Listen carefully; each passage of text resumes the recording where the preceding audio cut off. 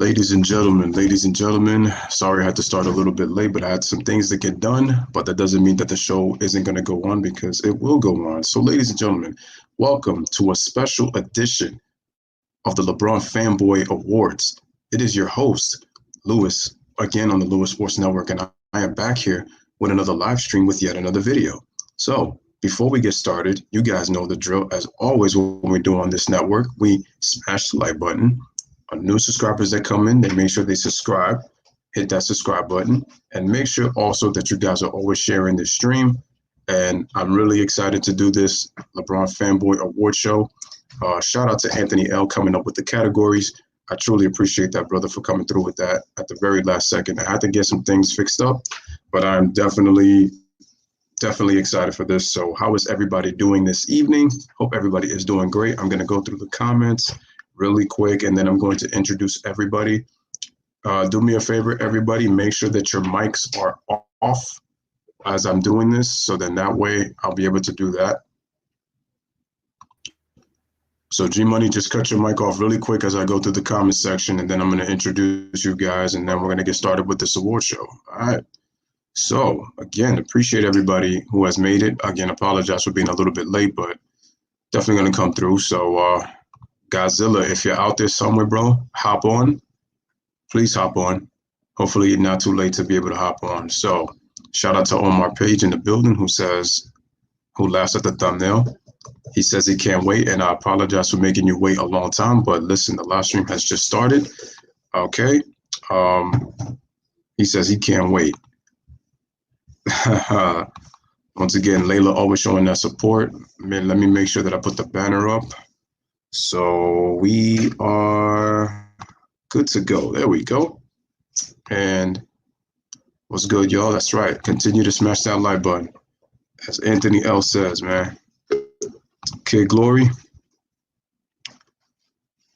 All right. Thank you for taking the mic off. No doubt. I'm just going to go through these real quick.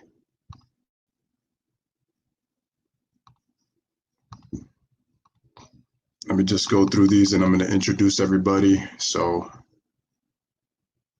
and I know kids got quite a few things to say. And, all right, let's go, baby. Let's go. So, like, I'm already here. So, we just waiting for you guys. We got two people already in. We got G-Money, Anthony L that's in here. I know they want to get started. And I'm just going to go all the way down. Shout out to everybody. G-Money, 6'200", Joel Hayward, Kid Glory, Godzilla. If you're out there, like I said, you could come through. Shout out to you guys. Shout out to the lowly one. Shout out to Omar. Okay, here we go. So here's what we're going to do, ladies and gentlemen. So since we are here, make sure y'all hit that like and subscribe as you guys come in. And so shout out to Weiss, who says, yo, what's up? All right, guys, you can unmute your mics, and each of you guys can introduce yourselves to the chat. G-Money, you can start first. Oh, okay. So, hey, my name's Gideon, but before you call me G-Money, I can't wait for this award show to talk about LeBron and his fans. Hope you guys having a blessed week, having a blessed day. And let's get this rolling.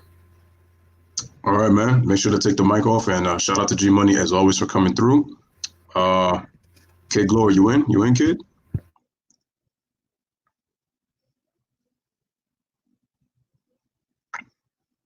Kid, are you there? So I don't hear Kid Glory. Anthony L, man, you just want to say hi real quick, and then we'll get started. What's good, y'all? Very excited to start this stream with y'all. And it's crazy because during the live stream yesterday, it's kind of flew off the top of my head. And then I was like, hey, Lewis, let's do a fanboy award show because we got a lot of fanboys out here in the media.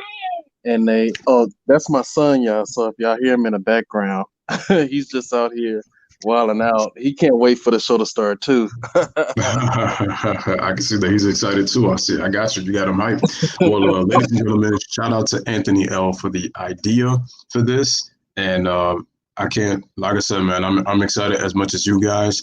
And let's go ahead and let's look into the categories, shall we? We're gonna get started. So again, shout out to Anthony L for this, and we are gonna start with. And here's what we're going to do. So we're going to go category by category. And then obviously what we're going to do is that we're going to give some nominees, and we're obviously going to give our picks as to see who is the biggest fanboy in pretty much all these categories. So this should be a good one. And as you can see right here in the overlay, this is the fanboy that we talk about. All these media heads all over LeBron James. I mean, obviously it's a normal thing, but even still. All right, so let's get started, guys.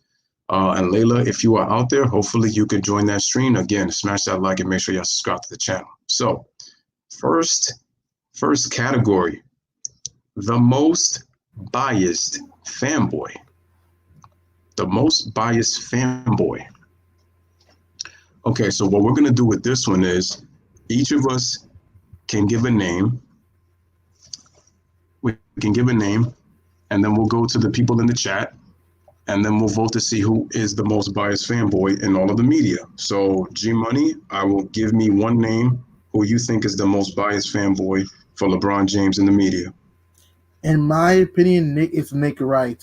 Nick Wright. Let me write his name down. Not forget about Gonzo. Mm-hmm. Oh man, Gonzo. From the Muppets. Cannot forget about Gonzo. So we have the Nick wrong. I can see that Anthony L had to leave really quick. He's about to join. All right, so we got Nick. So we got Nick wrong. Okay, I got LaShannon Sharp. So that's 2. Okay, so shout out to Kid and shout out to Anthony L. Can you guys both hear me? Yes, we can hear me. I can hear you. Okay. Yeah. All right, so we're doing the most biased fanboy category, and G Money has picked Nick Wright, and I picked LaShannon Sharp. So each of you could come up with a name so we could write down. So who do you guys have? Chris Broussard. Chris Broussard. Okay. Anthony L.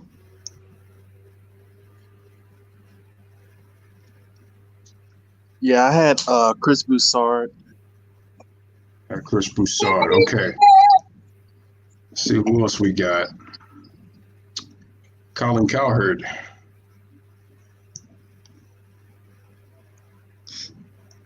G Money, go ahead. Michael, I think one of the Mikes from Mike and Mike. What's his name? Michael Greenberg. Oh, Greenberg. Yeah. Oh, whew. What?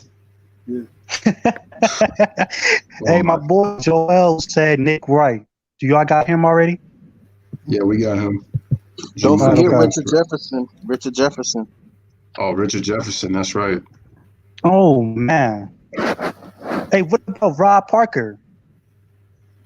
No, not. He doesn't like LeBron. Oh yeah. The hate coalition. Okay. I'm with y'all.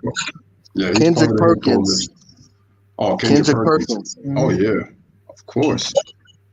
Kendrick Perkins. They said, "Oh yeah, yeah, man. Man, we about to have Damon lit Jones tonight, man. What they Jones. talking about? Damon Jones. Yeah, LeBron's personal bouncer, Kendrick Perkins. You said Damon Jones? Oh, the Soup Man. All right. Got soup thrown on by J.R. Smith. I remember him. Damon Jones. G Money. Anybody else? Hang on, let me think. We said Richard Jefferson, right? Yeah. Okay. Rachel Nichols. Oh, perfect. The LeBron fan girl, of course. Doris Burke. Doris Burke. Doris Burke. Oh Yeah, yeah. you should have saw that Laker Pelican game one time. She was sucking LeBron's ass like there was no tomorrow. If you watch that game. So Rachel Nichols, Doris Burke. G Money up in his bag already, man. He not playing tonight, man. Hey. I'm telling you, man. Jay Williams. Oh, thank you. Jay Williams. Oh, the Crimson Chin himself, Brian Windhorse. Can't forget about him. Hey, he ain't better than Crash Nebula. Come on, Lois. You said a Crimson Chin. He's the Crimson Chin, bro. Of course. How could I forget about this delusional clown, Ryan Hollins? Bro. Remember when Ryan Hollins said that my MJ and Kobe couldn't touch LeBron's shoes one time? Yeah, somebody said that ignorant stuff. I remember that. Yeah, it was ridiculous. That was crazy. Yeah, I was Ryan Hollins. Mm-hmm. Who else? Who else am I missing here? Oh, Chris Carter. Yeah. Even though I don't see him on TV no more, but he's another LeBron fanboy. Chris Carter. 6'2", 200 says he's not a fanboy to me. No, he low-key is. Trust me. He low-key a fanboy. What about Max Kellerman? He's iffy because he kind of fell off the bandwagon and he's now riding Kawhi Leonard. But I feel like if Kawhi was to win if LeBron was to win the title, I feel like he would go right back. So I can't even trust him. I can't even put Stephen A because he just flip-flops to whatever narrative suits him. So I can't even put him on him. But he does they killing him up in they killing LeBron up in a comment section. Whoo-wee. He said Chris Webber, I'm dead. Oh shoot. Lowly one said Chris Webber. I don't know. Chris. He gonna get that timeout in Michigan again. Hey, Shaq is a LeBron fanboy too, low key. I mean, he did play with him, so he's gonna be a little bit biased. But yeah, he low key a fanboy, especially with some of these all time great pictures that he keep putting up on Instagram. So I gotta push Shaq. I gotta put Shaq in there. Chill. All right, Shaq. All right, no doubt, Josh. Appreciate that. Yeah, Chris Webber does talk a lot. It's the truth, especially when he sits next to Marv. He feel all important and shit now. All of a sudden. True. And sometimes Chris Webber can be a little bit delusional sometimes when you listen to him. Oh, yeah. For sure. Man, it's like, wherever Layla's at, man, she need to get up on the stream, man. She was waiting like crazy. Now she ain't show up. Man, I ain't finished barking on her neither. Talking all that, man. Whew. She lucky she hiding. Oh, thank you. That's right. Jason McIntyre. Can't forget about that clown. I cannot forget about that clown. Don't forget Dave McMiniman. Oh my God. One of LeBron's jockstrap sniffers, man, if I ever seen one. Y'all saying people that y'all about to go in on, man, that I ain't never even heard of. I'm gonna be honest with y'all. All right. So here's what we're gonna do. Since we got enough names on here, and there's probably a lot more. Okay, ladies and gentlemen, what do y'all think about Nick Wright as being the most biased fanboy?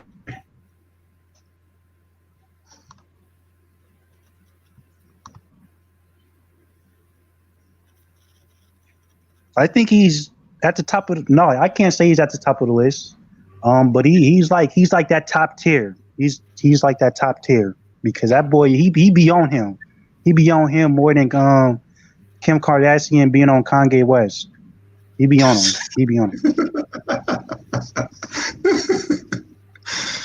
So we got Nick Wright. G Money, what you think about Shannon Sharp? Yeah, it seems about right. Sometimes I feel Shannon thinks LeBron is God, and sometimes I just think that Shannon thinks LeBron's better than what he is. It's like, I hate it when he keeps bringing up the 1-9 thing with Pippen, and then also the fact that he sucks LeBron's ass a lot and think he can do no wrong. Yeah, Shannon Sharp should be on top. All right. Look, Chris Broussard. What I think about him? True. Yeah, he is kind of a fanboy sometimes. I don't think he's as bad as the others, but he is up there. Well, Chris Broussard is high up there for me because just ever since he worked at ESPN, he been all on LeBron jockstrap. LeBron, Mm. LeBron, LeBron. Oh, LeBron. No, Sounding no, like no, the bro. road runner. Sounding like the road runner. Me, me, me, you me. sorry, Kevin Durant. LeBron is still the best player on the planet. Oh my God. LeBron. Oh That man. mean that's Christmas start, man. All right, what y'all think about Colin Cowherd? Yeah, I say sometimes he could be a fanboy, other times he's not. But to me, he is kind of a fanboy sometimes because I remember that he thought LeBron was better than Jordan because of statistics or something. So yeah, You know what's the worst part about that? The crazy part about it is that he was pushing for this season to continue. So that, like I said before in that video, the one that I did, that he's trying to make LeBron be the last image to be talked about this season. So that's why he was pushing so hard for that DVD. When him and Richard Jefferson were talking on that podcast, talking about how that the production for the documentary is done, so they were pushing it because he wants to be talked about. So that's true. Chris Paul does sound like Paul Bear. I'm like, Chris, where's your Undertaker at? you said Because Chris Paul LeBron is the has Paul Undertaker. Oh, he ain't Paul Bear, baby. Yeah, no way. All right, Mike Greenberg. His fanboyism has gotten way over the top. mhm. Yeah, he take fanboyism to a whole new level. Bro, he says he says he's pushing for in his power. I said, you got that kind of power to push yourself in this MVP to push LeBron to win his 5th MVP award. I'm like, damn, you make it so obvious, man. Yeah, he talks like he has a vote. He talks like he has a vote. He talks like he got 2 votes. The way he talks. So for real, like, Who said that? Who said that? it's Yo, unbelievable. they going crazy, man. They not playing with it, man. Nope. All right, Richard Jefferson. What y'all think? Sometimes I don't think he's super bad when it comes to LeBron, but he is a fanboy sometimes. Yo, Can you guys, say Yeah, I agree with G Money. paid off? Because that's what Richard Jefferson is, a paid off fanboy that needed a job at ESPN. yo, for real. Mhm. Godzilla, He man. said I just paid put the link off. in the chat. Godzilla, Talk put the to link him in the nice. chat. Talk to To him who? nice. To who? What you talking about, kid? Like he said, y'all killing me, man. Shout out to Tyree Love, man. Like I said, make sure y'all like and subscribe. Godzilla, man, I put the link in the chat. If you want to pop in, yo, now's your chance, opportunity to pop into this chat, man. So come on in here, man. We're waiting on you. I put the link in the chat. All right, here we go. Let's see. Oh my God, Kendrick Perkins. Oh my Yeah, goodness, man. That dude is unbelievable, man. He's unbearable to hear. Perkins, another scrub who couldn't average 5 points in his career that needed a job at ESPN. Next. So, what did Kevin Durant say? You averaged 2 points and 3 rebounds in the 2014 playoffs, and you here criticizing him. Please. He owe, Yeah, he Kyrie. killed him. He owed Kyrie an apology too. You know he on LeBron payroll. The way he kissed. He be. I told you he was protecting Braun from Drake in the 2018 playoffs. Yo, he was his personal bouncer, averaging 80 classic games. Talk to him, man. 80 Oh classic man, game off the bench. that's nasty. That's nasty right there, y'all. What a fanboy, man. yeah. He always disrespects Man, y'all. Kawhi for some reason. It's like he thinks that. Comes on. I think he thinks that Kawhi is the best player. No, he disrespected Kawhi. He could disrespected Giannis Antetokounmpo. He disrespects Kevin Durant just because of his boy Russ. He need to stay in his lane. Facts, lowly one. Next one, as I like to call him, Foghorn Leghorn, Mr. Damon Jones. I say it's about LeBron. I say. Hey, Louis, you got him crazy. stuttering like Damon Chris Jones- Harris on the stand. Damon Jones, he don't even believe the stuff that come out of his own mouth. He says stuff that even he don't even believe. Hey, He like, man, but LeBron, he had him stuttering like Chris Harris on the stance with that. hey, Damon Jones know he be losing arguments, but he'll still try. Like, come on, man, stop hating on LeBron, man. Yeah, That's what you can tell. He ran out of he ran out of points. He just say, stop hating on LeBron. but you know what? You know what's He funny? said he What's funny, ran out guys? of points, man. He got his card pulled, man. Look, listen. Do y'all remember? I don't know if y'all was. I think it was on the show Get Up. So it was Mike Greenberg. It was him and then Richard Jefferson. So Richard Jefferson was talking about his career with the Nets, and so then Damon Jones called him out. He called him out on his ass, and he was like, "And you know what happened?" He said, "As soon as you left, the Nets got better." And flat out embarrassed him on TV. And RJ said there was some things that I wouldn't have said because RJ was actually going to bring up the incident with the speech. They all fought on him one time in practice, but he decided not to bring that stuff up. So I said, yeah, you can read it. All right, next person. What y'all think about this? Oh my God, this shit gets really annoying, man. Rachel Nichols. Big time. Big time. I agree with G Money. Mm-hmm. LeBron's side piece. She has to be, man. I mean, she get it in before the interview starts. That's why she always happy every time she see him. Like every time she starts talking, she puts a smile, and I'm like, oh, I bet he hit that right before it started because she just got a gleam. I just be wondering, man, when I get at the end of this list, how Savannah feel about all this? Because she stay away. Rachel Nichols can get it though, y'all. I ain't even capping. I ain't even capping with y'all. Rachel Nichols can get it.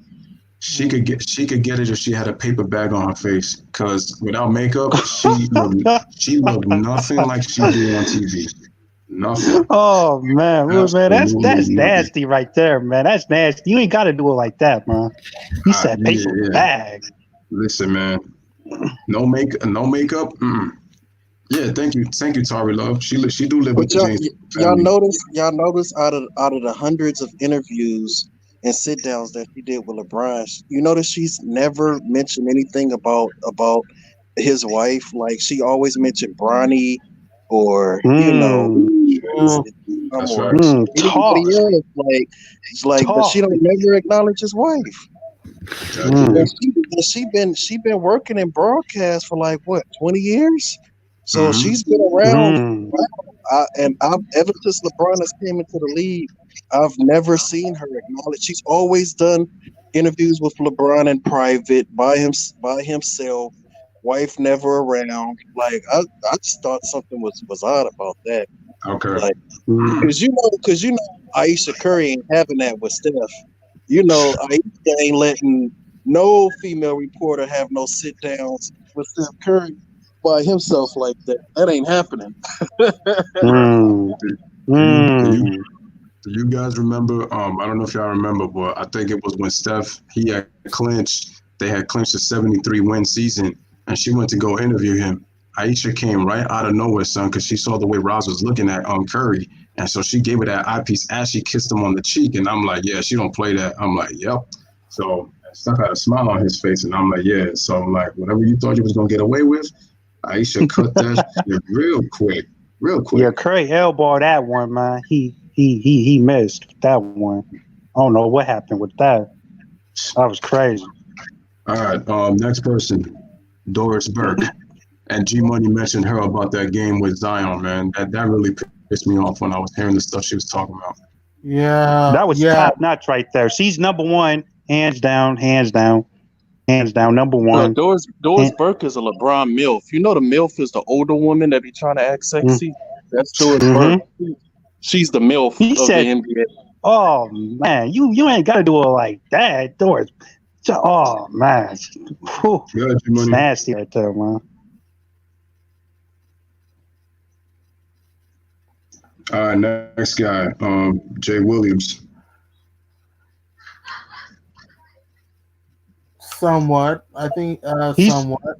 He's like on a third tier if it is a third tier.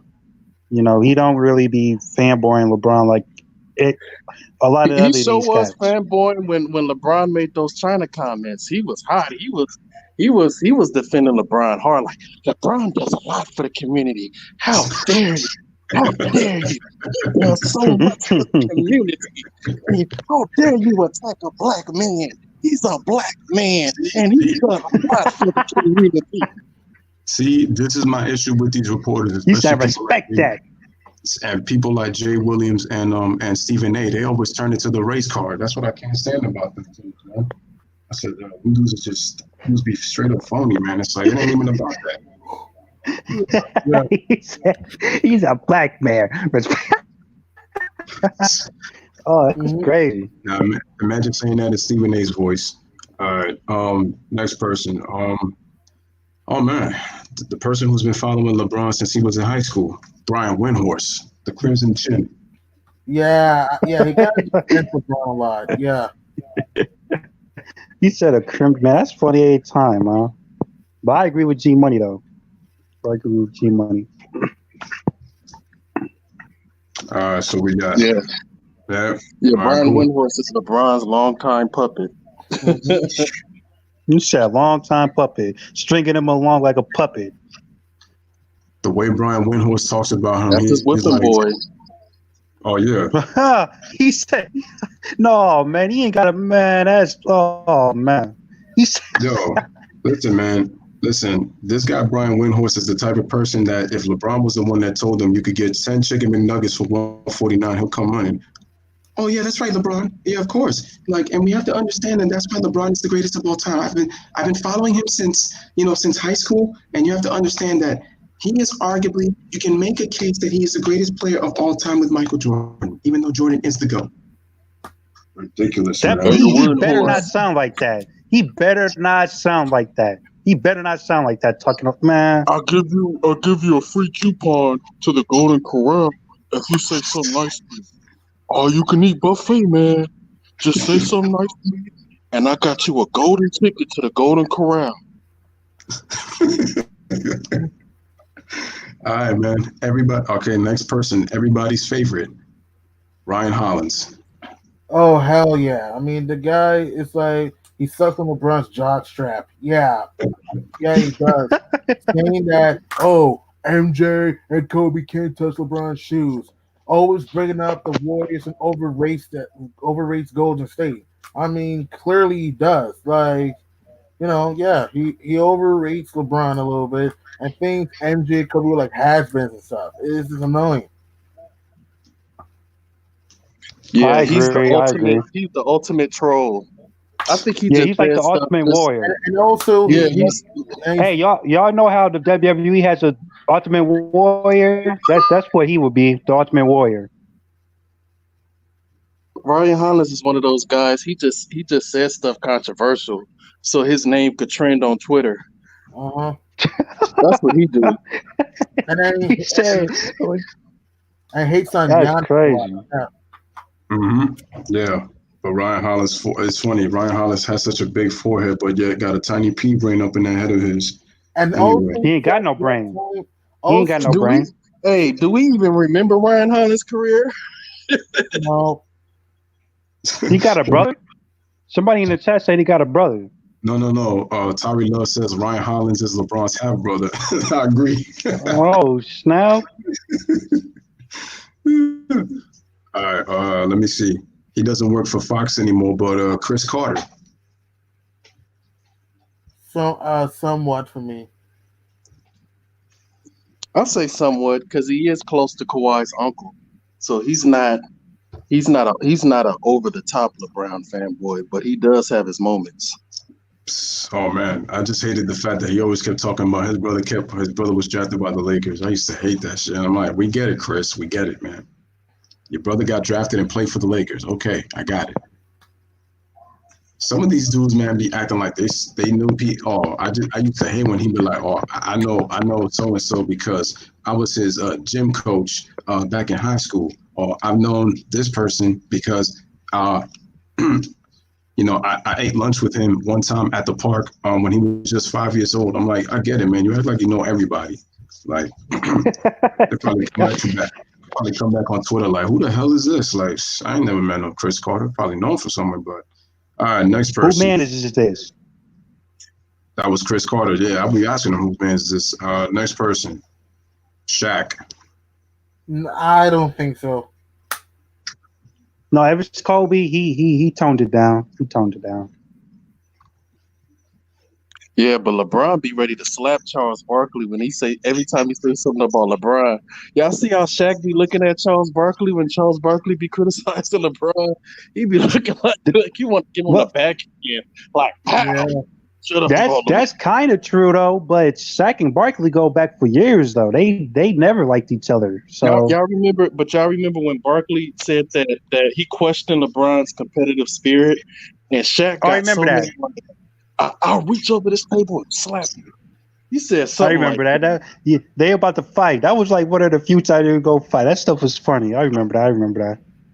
Yeah, but you know what it is though? Shaq be getting on Barkley all the time because he always used the rings argument every time with Chuck when Chuck talks about when it comes to competition and how he never went one. But he makes it seem like if Chuck went to the finals like 9 times and didn't get a single ring, but he only went one time and never went back. But and like I said, Shaq sometimes Chuck killed him. Chuck killed him though, because he said if I had Kobe too, I would have dominated even better than you did. That killed me. He killed him. He killed him that so too. Chuck killed him. He got Shaq up out of there. Oh yeah. So what you gonna call it? And then what you gonna call it? So Shaq, like I said, he got an outgoing personality, but he low key can be a bully sometimes, and he doing it to Chuck. Like, and it's true what Anthony L. be saying. Like, he be doing stuff like you gotta catch him like at the right time. But that time that Chuck was questioning LeBron's competitive spirit when he was talking about how his team was too top heavy in Cleveland. Yeah, Shaq went in on him and he was talking about how much he hating, but he's gonna say it because number one, LeBron won championships, and number two, Shaq played with LeBron. So when it comes to that, Shaq will have his back. I'm not gonna say like a total fanboy, but at times he can be. All right, next dude. Jason McIntyre. I can't stand this dude. I really can't stand it. Another dude who needs to keep his mouth shut. Drew McIntyre should be ashamed. Mm-hmm. Yeah, he's part of 3-6 Mafia. Yeah. We got to say 3 for 9, G-Man. We got to say 3 for 9. He's part of the 3 for 9 Mafia, the 369 Mafia, like with a gold grill. But he's not the lead singer, though. Oh, man. And last but not least, we got Dave McMenamin. Oh, my God. Yeah, it's fair. He loves LeBron. Yeah, he follows LeBron wherever he goes. Oh, I'm going to Cleveland. I'll follow you, LeBron. Oh, I'm going to Miami. Oh, I'll follow you, LeBron. Oh, I'm going back to Cleveland. You're going back to Cleveland? Oh, I'll follow you back to Cleveland. Hollywood. Oh, you're going to the Lakers, LeBron? Okay, I'll be a reporter at the LA Times. I'll go follow you, LeBron.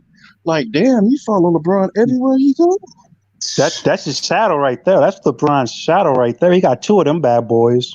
Mm-hmm. Oh, my God. All right, man. So what we're going to do right now is in the private chat, guys, we're going to vote who is the most biased fanboy from this category. So let's write them down. And you people in the chat, you guys can vote. Who do you think is the most biased fanboy? And then we go on to the next category, which will be the newest fanboy. Oh, man, that one should be a good one because we do have a couple of new ones. 6 foot 200. The last one was Dave McMenamin. I don't know if you know him. If you type him in on YouTube, you will.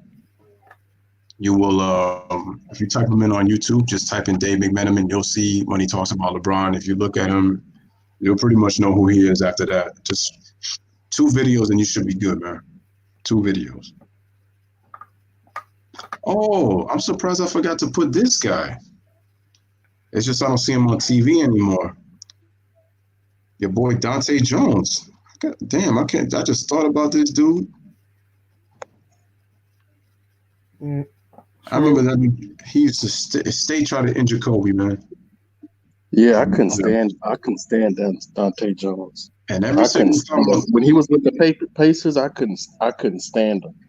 Because I remember when Kobe was going for a dunk and he came up from behind and shoved him from behind. And then it was another time where he was going up for a 3 and he kicked his leg underneath and then LeBron ended up falling on his foot, and he twisted his ankle, and then he went to the bench and started laughing.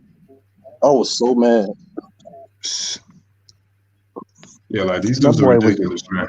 he was out for blood, man. There ain't no man. He was out for blood. It's He I crazy. was remember. dirty. He was a dirty basketball player. Yeah, he was dirty. I I don't remember. like basketball players who I don't respect basketball players like that.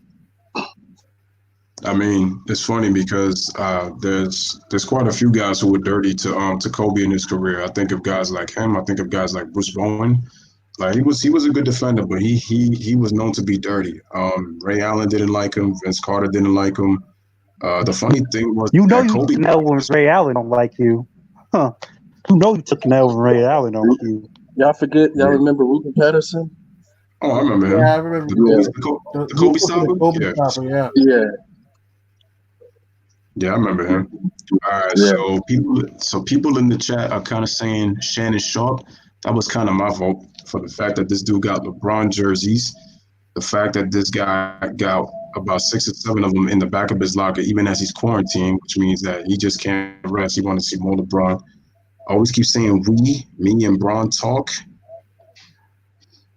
I mean, it's between him and Nick Wright, obviously for the top two. Because even when Broussard talks, he'll sometimes level up and always go Jordan is the GOAT, even though he low key um, loves him some LeBron James and would love for him to be the greatest of all time, even though he knows that's never going to be attainable. He Hey has man, no. cut that out. Shannon Sharp got a whole LeBron collection of action figures up in his bedroom. He should be number one. Shannon Sharp got LeBron's old underwear in his closet. Collectibles item. That's a man. Come on, man. Dude, bros. This guy got a pillowcase of LeBron. He got bed sheets of LeBron. He got a damn blanket of LeBron on his bed. I said, I bet he's got a picture of him in his closet full of candles, man. I'm like, yo, this guy, he's going over the top with this, man. You can call him Tyrone. All right, so we voted Shannon Sharp as the most biased fanboy by us. All right, so we're going with most biased fanboy. That will go to Shannon Sharp. So let me just say, we're going to say MBF, Shannon Sharp. All right, guys, next category, newest fanboy. Who we got?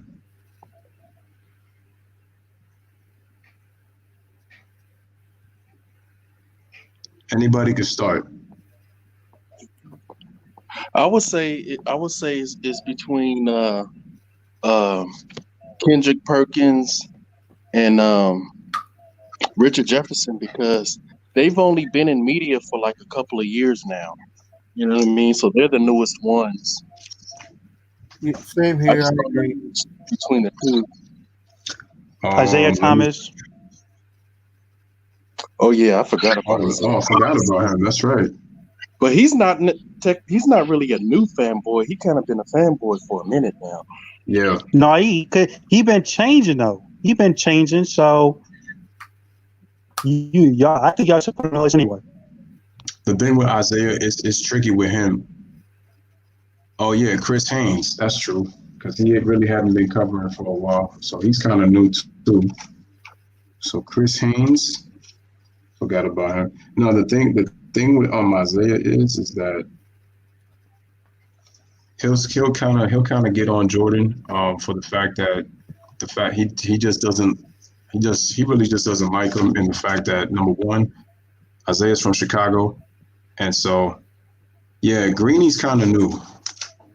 Because I was never really hearing him care for LeBron like that up until recently. Oh, I gotta even put. I don't know if y'all heard of that dude.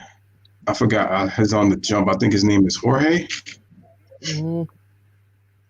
He works on Hey ESPN. ho. Said Jorge. That better not be his name. I think it's Jorge. That better not be his name. I think that's his name. I'm not sure, but he also capped for LeBron, and he said he was basically saying, I know Greenberg was saying it's his personal mission for him to be the MVP. And I don't Jorge was like, know. Layla say that And greedy Lewis, dude y'all you know been who talking else? You about know who else we is forgot? going for MVP. hold on. Go ahead, Anthony. What you gonna say? You know who else is a new fanboy? We forgot to mention this dude, Michael Thompson. Oh yeah, that's From the right. Michael Saints? Thompson, Clay From Thompson, the daddy. Saints? You should just win his He's a LeBron. He's a new LeBron fanboy. From the Saints? No. No, no, No, from the Lakers. He's the Lakers broadcast. Oh. He no, played for the Lakers in the '80s with Showtime. Clay Oh, Thompson's that's dad. crazy. Yeah, I agree. Michael Thompson, he really said it with a straight face that when Adam Silver suspended the season, he said, okay, well, should the Lakers win the championship then? Should you hand the Lakers a championship trophy then? I was disgusted when I Should heard you that. hand LeBron? Remember, he said LeBron should get the MVP. He said LeBron should get the MVP and the Lakers should win the championship just because they beat the Clippers once and Milwaukee once. He said Oh yeah, look, He he better said not have the said NBA that. should hand the look, Lakers a championship look, and hand LeBron the MVP. Yeah, he's a look. new LeBron fanboy. Oh yeah, look, kid. This is the reason why Isaiah Thomas is a fanboy. And shout out to the lowly one for putting this comment right here. He said, I remember a segment on ESPN when Isaiah was talking about the NBA failing LeBron because they didn't give him good coaches, which is absolutely nonsense. I still remember that. As a matter And of fact, LeBron had an I said that opportunity. though. No. I said that y'all should put Isaiah on the list. I said y'all should put Isaiah on the list. go ahead, G Money, what were you saying? I said LeBron had an opportunity to go to San Antonio and play under Greg Popovich if you want to have a great coach. Exactly. Oh, and Tari Love says Marcus Spears. I haven't heard Marcus Spears as much. I don't know if I should put him on there because I haven't really listened to Marcus Spears like that. I rarely see. I know he's been on TV, but I rarely see him. So not sure. All right. So people in the chat and guys, let's vote. For newest fanboy, we have Michael Thompson, Mike Greenberg, Richard Jefferson, Kendrick Perkins, and Chris Haynes. Who y'all think? I go Michael Thompson. I got Kendrick Perkins. I got Kendrick Perkins because he been disrespecting mad people. Mm-hmm.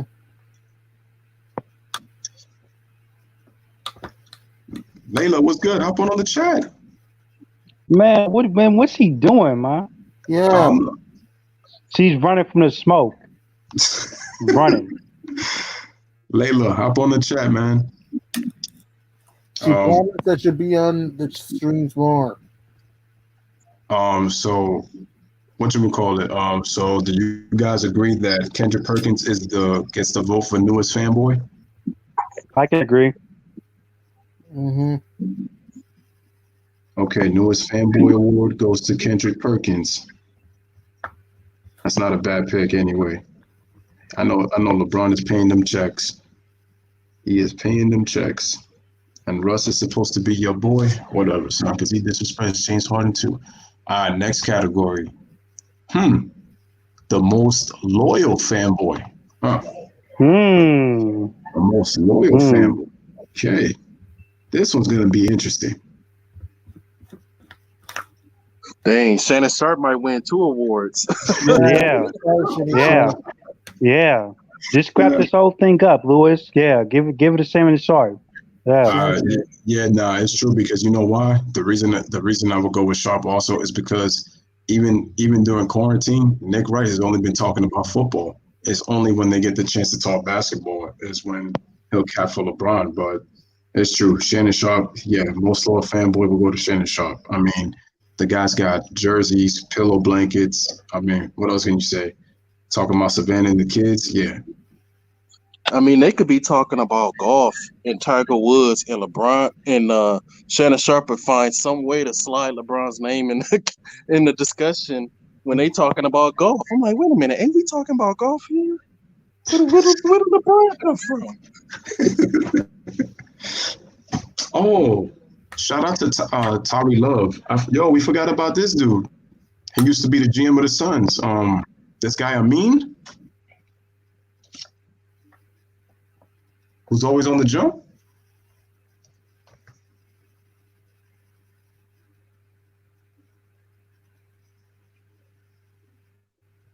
I forgot about that dude. Oh shoot, I forgot. Gotta What add a meme category is on he there. in? Let me see. I can't put him in the most biased. I can't put him in the newest fanboy. I can't put him in the most loyal fanboy. I'll have to see what category he's in. But yo, he does care for LeBron at times, and he doesn't like Kobe, and he's made it very clear on a lot of segments. All right, so let me see. Next category. Best fangirl. I say Wait, Doris. Park. I mean, you sure Rachel Nichols give a good run for that money? It's 1A, 1B. 1A, 1B. Mm, So, all right, let's see. Rachel Nichols has talked about Kobe's death to boost up LeBron James. Doris Burke also kind of low key hates Kobe, and she thinks that the MVP race is a lot closer than people think between him and Giannis it's Antetokounmpo. not. Giannis has that unlocked. Giannis had it on lock. I mean, look at the Bucks the last few games without Giannis. They got killed by the Suns of all people. Got walloped in Denver and then lost to somebody else and barely, and even without Giannis, they barely got past the Wizards one game. I mean, he played, but Yeah. Okay. But he's So still MVP though. He's still MVP yeah, though. he's still gonna be Because MVP. because you really don't want to break up the Lakers resume after Kobe's death. They was losing games left and right, man. All right. They All right. So we got to break this tie somehow, or do we give it to both Doris and to Rachel Nichols for nah, best break the fangirl? tie. I think it's Doris. we gotta break it. We gotta break it. So we build I best don't know. fangirl. No, because Lewis made up a great point. He said that she be talking about LeBron's kids, and then the other dude said that she ain't never mentioned his wife. But so I'm giving my vote to Rachel Nichols for that one. I'm That gonna have to killed too me. because she do be hating on dudes who be taking the shine away from her and from LeBron too, because she wants to be the most talked about on TV. At least Doris Burke don't be doing that.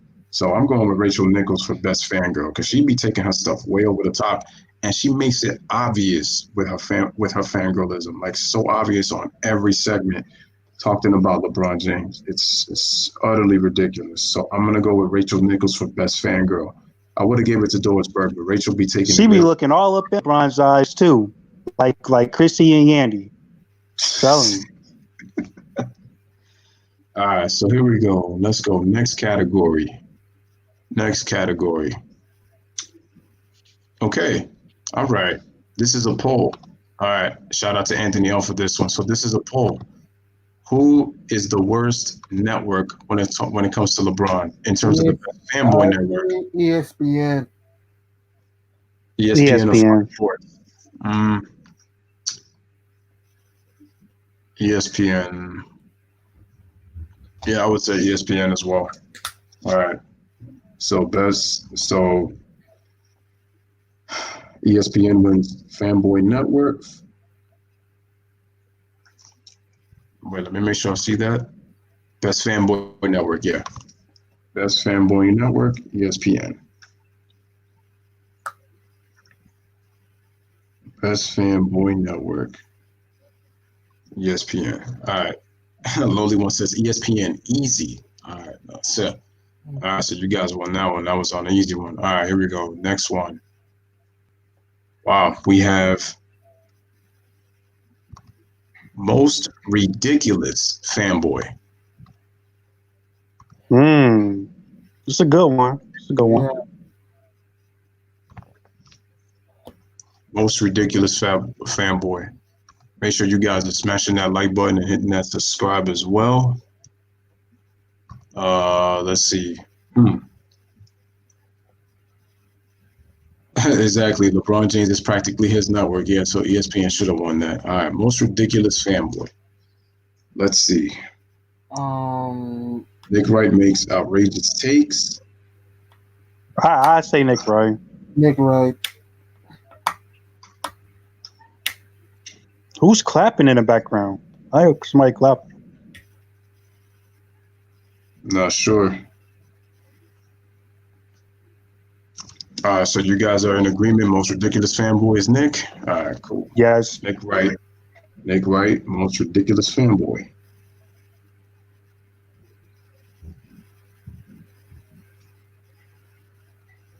Okay, I just came up with another category. Yeah, you could make a case for Shannon. You could make a case for Shannon because he'd be ridiculous out of his mind too. But I have to remember that Nick Wright is. Yeah, she believes in what he's saying. It's it. It's Man, crazy. with You can make conviction. conviction. Oh, I love this one. The 2019-2020 NBA fanboy champion. All right. Okay. Um,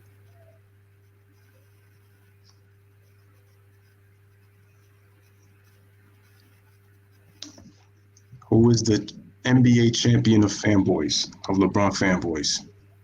Shannon Sharp. yeah, I'd say Shannon Sharp just edges out Nick Wright. Yeah. All right, Shannon Sharp wins the championship. Okay, so Shannon Sharp is the 2019-2020 fanboy champion. LeBron fanboy champion. Okay. How many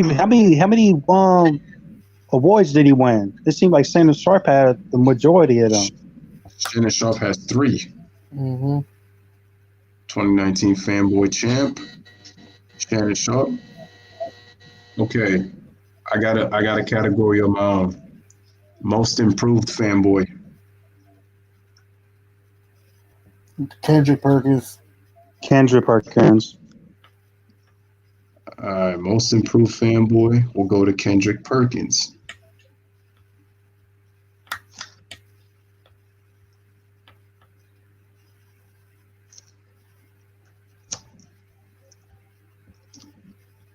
Okay, let me see. Okay, we got the six-man fanboy of the year. Where you get these names from, man? These categories from. Mm-hmm. Oh man, he pulling out all the time. Six-man LeBron fanboy of the year. That means that person comes off the bench and makes an impact on how much of a fanboy he is for LeBron James.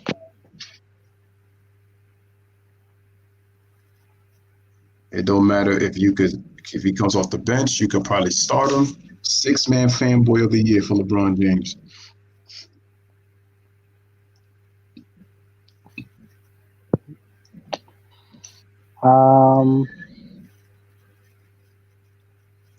Anthony Austin, Chris Broussard.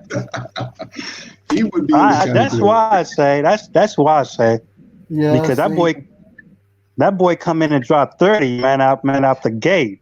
Who? It's true because Chris Broussard does come as a guest, which is true because Shannon Sharp is on the show, Nick Wright is on the show, Colin Cowherd's got is on the show. That's true. When Chris Broussard come in, yeah, he be dropped. Yeah, so six-man fanboy of the year, Chris Broussard. Shout out to Ryan Newsom who is in here.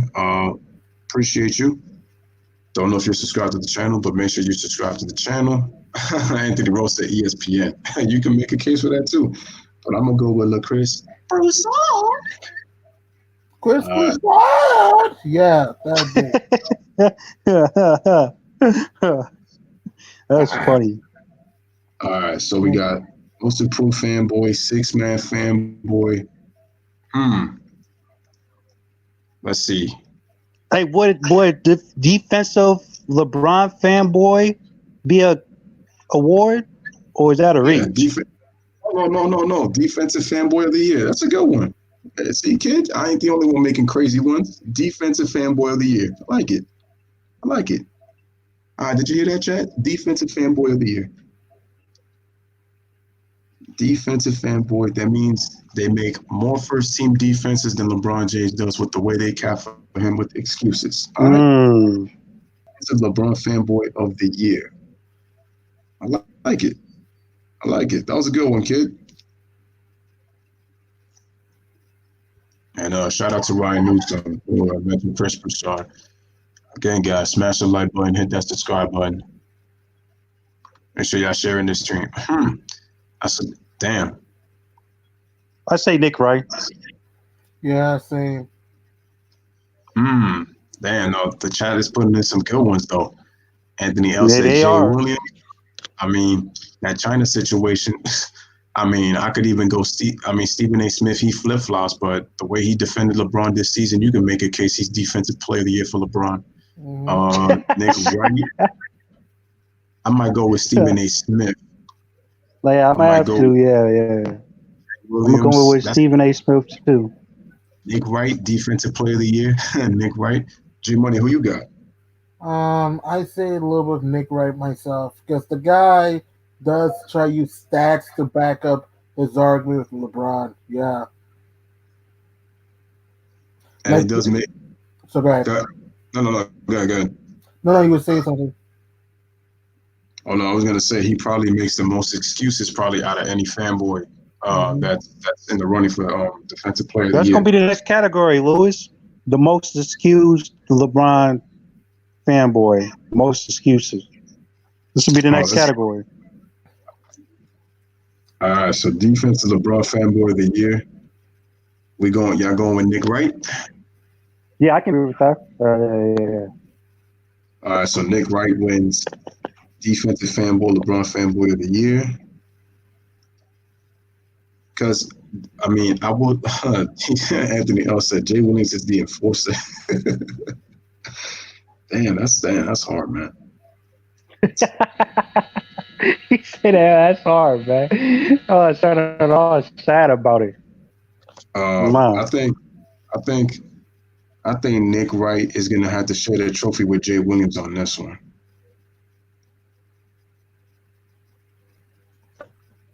Yeah, I think Nick Wright and Jay are gonna have to share it. Because if you look at Jay that China, Williams, the gatekeeper. He the gatekeeper. yeah, so Nick Wright and Jay Williams, we got co-defensive player of the years. Because even sometimes Shannon will get on LeBron. It doesn't defend him like that. Unless you talk about that broken hand excuse in game 4. All right. 2018. All right. He said the guy who And it's funny you brought that up because LeBron, in the video I found, he was over there doing gangbanging hand signs with that same messed up hand. Mm-hmm. How about the fact that he dapped his sons with his broken hand too? So I want to hear that. And his broken hand was fine when he was at a restaurant. I caught that. The funny thing was they actually showed that the cameras were rolling when LeBron had that. See, that's why the media could be your best friend and it could be your worst enemy too. All right, so we got the most excuses. Most excuses. Who you guys got? Most excuses. I would say LeBron fans. LeBron fans by far. It's like every time LeBron loses, LeBron fans.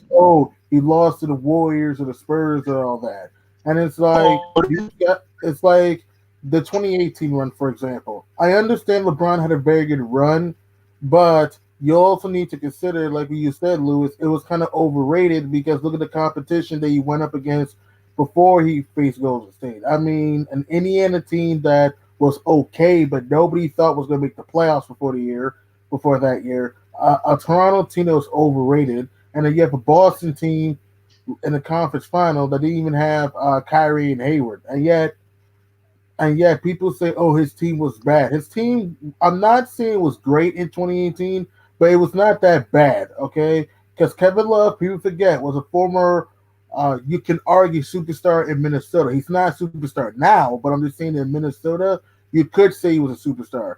J.R. Smith was a former six-man of the year. Also, George Hill was a good veteran. I mean, Rodney Hood could give you buckets off the bench.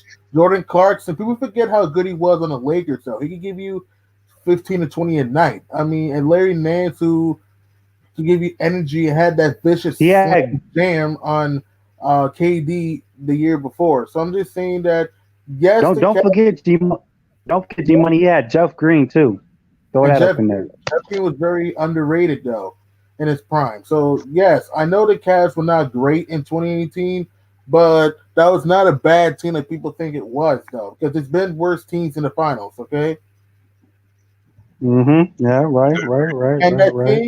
And that same quote-unquote trash Cavs team people think they are. That team almost won 2 games versus the Warriors in that series. It Game was one, close. It was a close series. It it was was close. game one.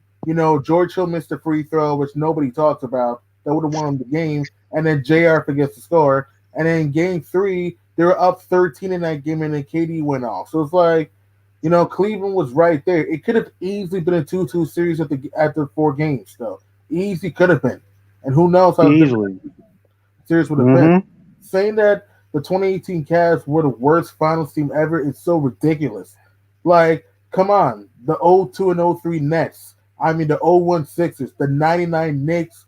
Yeah, we were underrated 8 seed, but we weren't a great team. I mean, there's been worse teams in the finals. It's been proven too. Excuse me? It's been proven too, though. No, I was saying I was agreeing with but it's been proven though. It's been worse teams in the finals. Mm-hmm. Yeah, it's true. Yeah, there's been. And then I always look at it like that anyway. When you get to the championship, all that talent and all this other stuff that goes out the window. It's whoever wins 4 games first, or whoever wants it more. They usually win. They usually are the better team. All that other stuff go out the window. I always looked at it as. And people are saying that the 2018 LeBron run was the best run. I have a friend of mine named Justin who said that the 2018 LeBron run was the best playoff run ever by an individual. I'm like, are you kidding me? Like, yes, it was a good run, but there's been better. The 95 run by Hakeem, MJ's 90s runs. I mean, AI's run in 2001. J-Kid's run in 2002. I mean, Dwayne Wade 06 run. Exactly. Dirk's 2011 run, Kobe's 09 and 2010 run. Like, it's been better playoff runs. Hell, LeBron's 2012 run to me was better, and 2016 run was better. Even Kawhi's run in 2019 was pretty good. Pretty good. It's changed the culture. Exactly. Shout out Kawhi. Exactly. And people are telling me BS that LeBron's 2018 playoff run was the best run ever. I mean, it was great, but it's not top 3. And also, you got swept in the finals. So it's like, how can I call that playoff run ever by an individual? They get the participation award trophy though, the LeBron fans, because I ain't never seen a superstar make a mega superstar player like LeBron get. Oh, he played the Warriors, so it's okay they lost. Or I ain't never heard nobody say for anybody else that they'd rather lose in the finals than losing the playoffs. I ain't never heard that nowhere else. I swear to you. Exactly. Swear and to you. People overrate that Warriors team. Like I said, if the Warriors were the greatest team ever, then I mean, look at their play. Like I said, look at their run for a moment. All right, the 2015 run. They had a good team, but they probably don't win. They probably don't win if Kyrie or Love were healthy. And even the earlier runs, look at the teams they played. The Pelicans, Eric Gordon was banged up. The Grizzlies, Mike Conley was banged up, and so is Tony Allen. The Rockets, no Patrick Beverly as their point guard. And then in the 2017 run, I mean, no Kawhi Leonard, no Tony Parker, no George Hill, no Yusuf Nurkic, The 2018 run, no Boogie Cousins, no Kawhi Leonard again. No Chris Paul the last 2 games where they were down 3-2. And even last year's run. I mean, Yusuf Nurkic gets hurt again. And don't forget, Portland, I know the Blazers were swept last year, but if you watch the last 3 games of the series, Portland had 3 double-digit leads by at least 17 points or more in games 2, 3, and 4. Okay? If you add Nurkic with those leads, they don't blow those leads. Portland might have even been the Blazers. Hell, might have made the NBA Finals last year. Who knows? It's as crazy as it sounds. I know the Warriors were better. I know the Warriors were better, but I'm not giving the Blazers a pass blowing 3 games of 20. That's ridiculous. Yeah, that don't make no sense in the playoffs. They not ready for prime time, G Money. They not ready for prime time. They weren't at all. They end up choking games 2, 3, and 4. Like, who knows what could have happened last year? Maybe they're going to give the Raptors a run for their money last year. I'm not saying they would have won if they would have lost, But who But the knows? Warriors got what they deserved though. That was karma. You That can was the say that, grim yeah. reaper knocking at their door because everything you just said happened to them. So you know that was the grim reaper coming to cash, and they was like, "Up, it's showtime. It's Mhm. showtime." Yeah, the Grim Reaper from Billy and Mandy reaped in the heads. Yeah, Shout out Billy and Mandy. I remember that. it was a good show. It ended a little too soon, in my opinion, after that Under Fist episode. It really should have That's when ran. Cartoon Network was when Cartoon Network was best TV cartoon show out of Nickelodeon and Disney. Man, it was not close. It Cartoon was Network had all types of classics. exactly. You had Courage the Cowardly Dog. You had Ed, Edd and Eddie. Teen I mean, Teen the Titans. old times, not the new one. I mean, yeah, it was great back then. Now it's like it's not. Yeah, it fell off. It fell It off. fell off Yeah, it bad. fell off. And just too many shows today that end a little too early though. That should have had more seasons. Yeah, Nickelodeon had some stuff too, though. Nickelodeon had Danny Phantom, Fairly Odd Parents. the old Fairly Odd Man, Parents, the old one. yeah. I mean, The, all these spin-offs of all these great shows, man. I ain't with all that nonsense, man. I ain't with yeah, all that that's because the things to do. I've been doing homework and stuff. I don't have much time to watch Cartoon Network and Nick as much anymore. I mean, the Loud House is all right. It's pretty good, but the old SpongeBob was great. The new one's kind of stupid, in my opinion. yeah. I agree. All right. So, um, no, yeah, that was, it's crazy. It's funny because I used to watch all those shows, man, and it's true. But you guys, it's true, yeah, because we kind of off topic, man. So we got to stick back to basketball. So with most excuses, we are going with kids born 2000 or later. Wait, what? For the most He excuses, said most excuses, kids born 2000 or later. So anything from 2000 and up. Okay. I say more later though. When it comes to excuses, more later. Because I didn't hear much excuses back in '07, but now you hear more excuses for LeBron about the '07 series against the Spurs. Yeah, I yeah, am yeah. okay. Am I killing LeBron for losing to the Spurs that year? No. Okay, your team wasn't great. The Spurs were better. Okay, but the last two games of that series were very close. They lost by I think 1 point and by three the last few games. Like it wasn't like the Cavs just got killed. It was competitive. I'm not saying they were going to win the series. They were not. They were not going to. They could have won a game or two though. They could have. They're Basically, right there.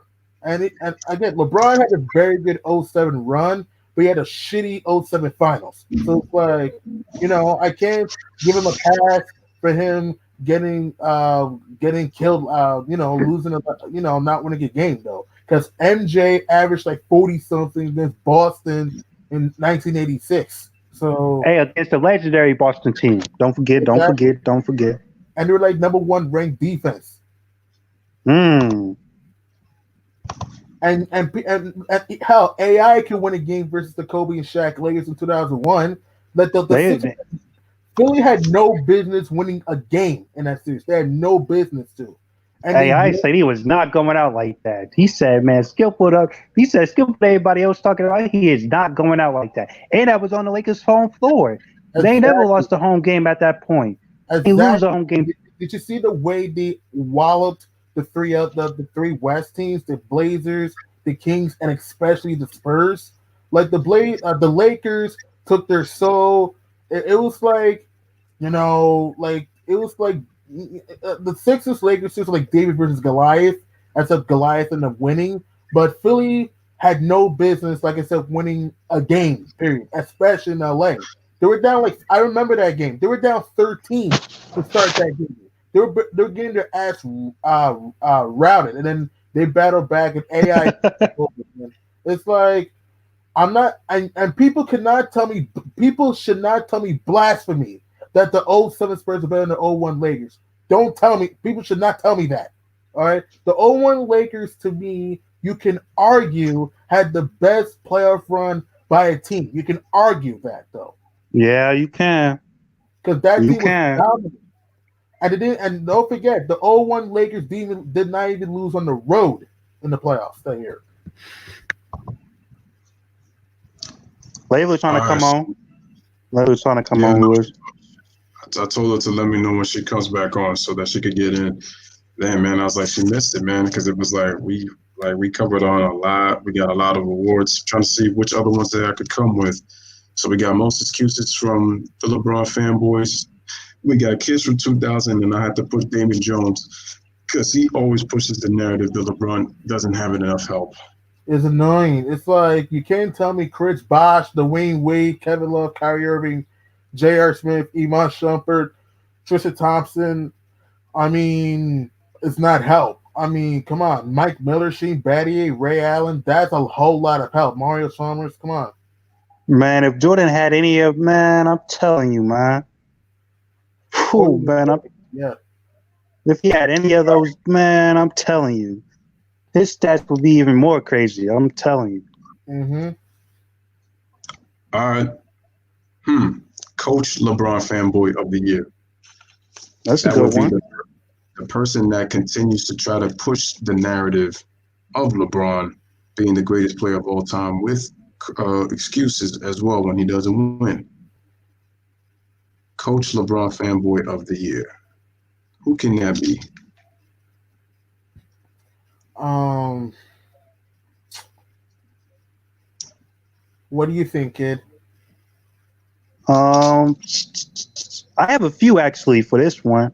I'm gonna say Rachel Nichols, Yeah. Nick Wright, Yes. and Doris Burke. Those my three. Though.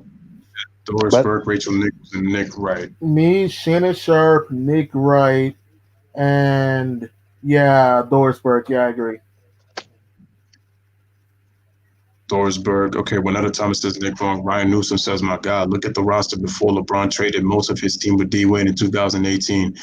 It's crazy because that team, in my opinion, was actually that had more playoff experience, but there's a reason that he traded them. Reason being is, Layla with a good one. Van Gundy, that's a good one. Steve. Oh man, yeah. I can't believe we ain't ever thought about him. Shout out to Ryan. He also said Mark Jackson. He's another one. That's true. Didn't even think about those guys. The two former head coaches. All right, Layla, I put the link inside, so whenever you want to jump in, come on in. All right, so we got. All right, so Who you think though, Lewis? all right, Coach LeBron fanboy of the year. I'm gonna have to stick with the coaches with this one between Van Gundy and Mark Jackson. Yeah. They really be swinging on them. They really do be swinging on them. Who is gonna win this one? Who do you guys think, Van Gundy or Mark Jackson makes it Van more? Gundy. I think Van Gundy. Van Gundy. I gotta. Who you got though, Lewis? Me and G Money got Van Gundy. This is difficult, but I'm actually gonna have to go with Van Gundy because sometimes the way he talks about LeBron, like during the game, he mentions greatness all the time. But I You would mean, think he's sleep on though. You can't sleep on Mark Jackson though because I remember when Jordan was out the league because he low key hated Jordan. He talked about Kobe as the greatest of all time. Then he jumped on the LeBron fan wagon. As a matter of fact, I remember that. That was crazy. Mark Jackson was supposed to be signed by Clutch Sports. They offered him, Clutch Sports had offered him a deal. So LeBron's camp was trying to get Mark Jackson that. Can you imagine if they would have gotten Mark Jackson? How many times he would have been talking every single time? That would have been crazy. This is a tough one. This might be the hardest one to decide out of all the other categories.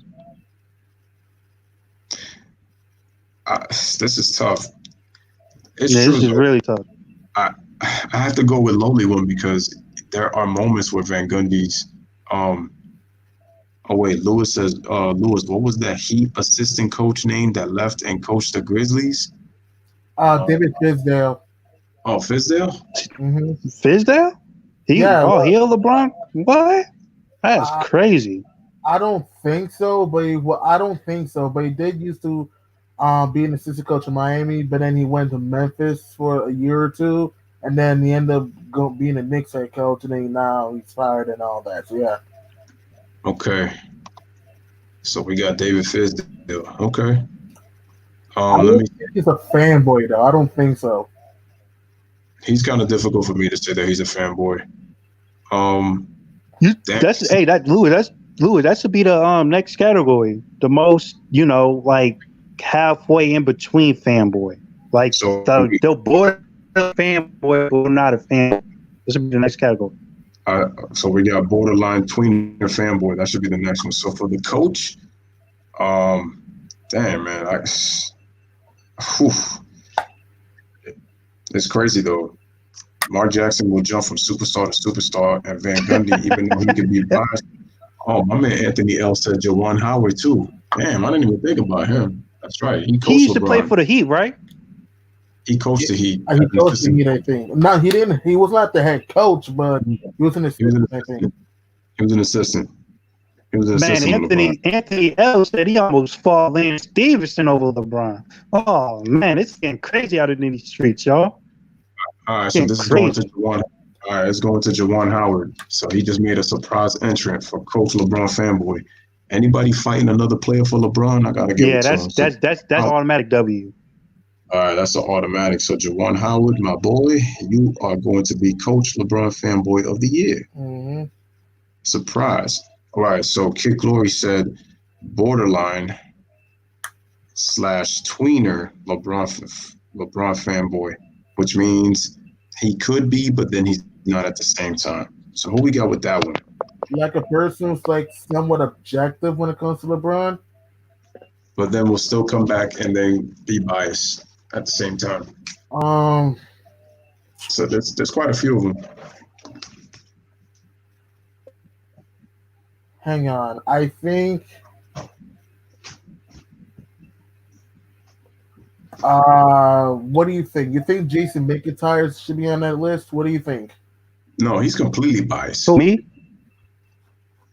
Jason McIntyre is completely biased.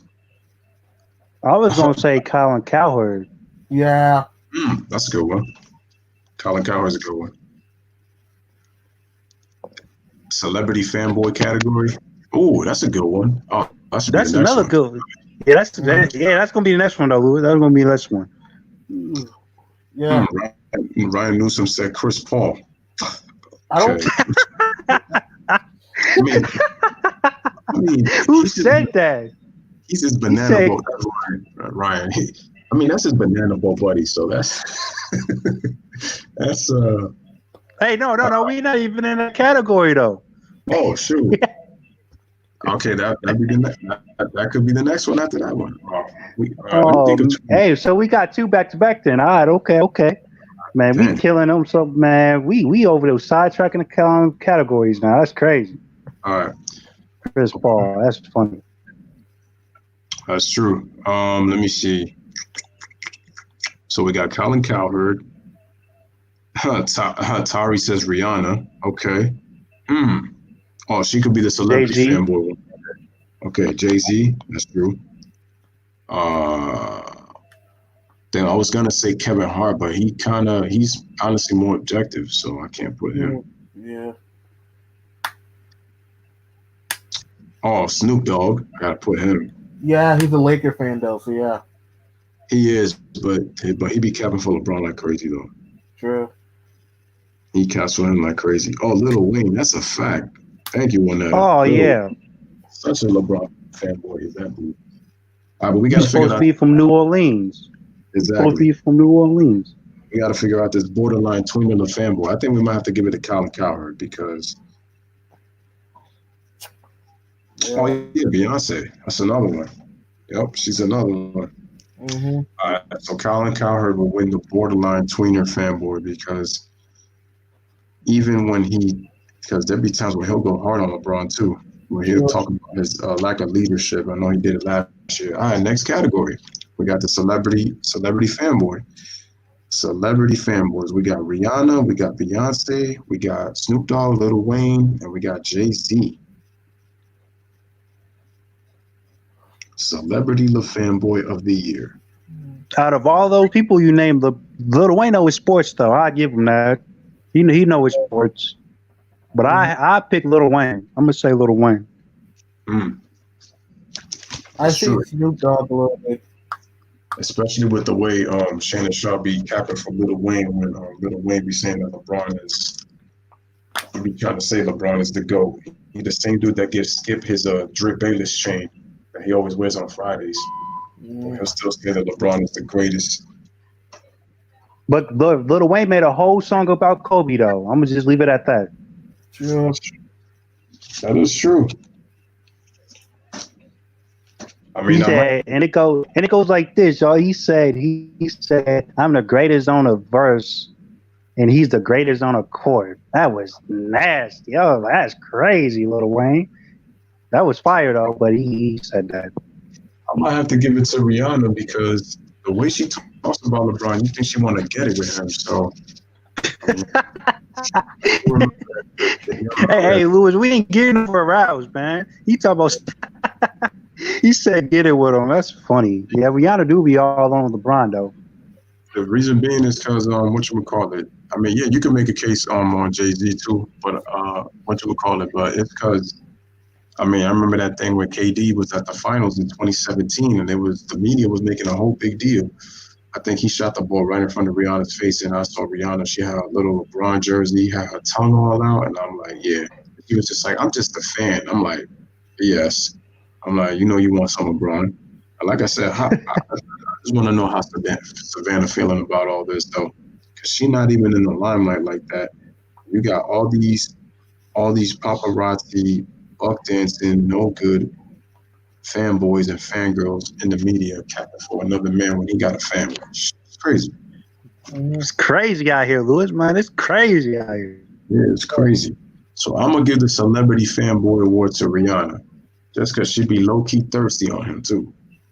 And she be showing it. Oh man. Well, exactly what Tari said. LeBron is the king. 6'2", 200 said Kyrie a Kobe fanboy. I mean, that's true because Kyrie is an introvert just like Kobe is, so I can agree with that. Yeah. He talks Kobe like if Kobe was his father, so I feel you on that.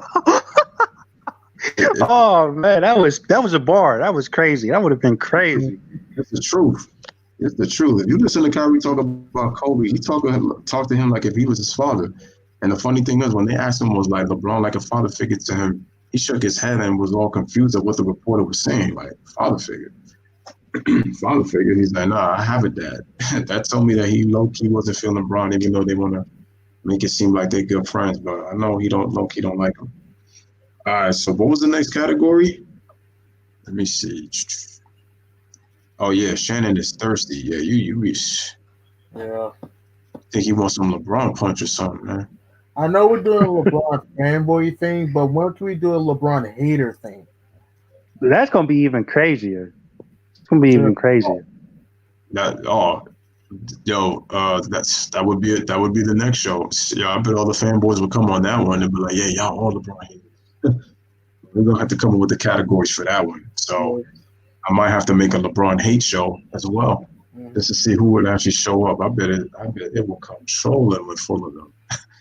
I mean, I welcome Hey, Louis, it. we used to be in streams together. You know how it was rocking when RB was saying, "Is LeBron the best player?" You know what was up in those streams, man. Come on now, it's gonna get ugly, man. It's gonna get ugly out here.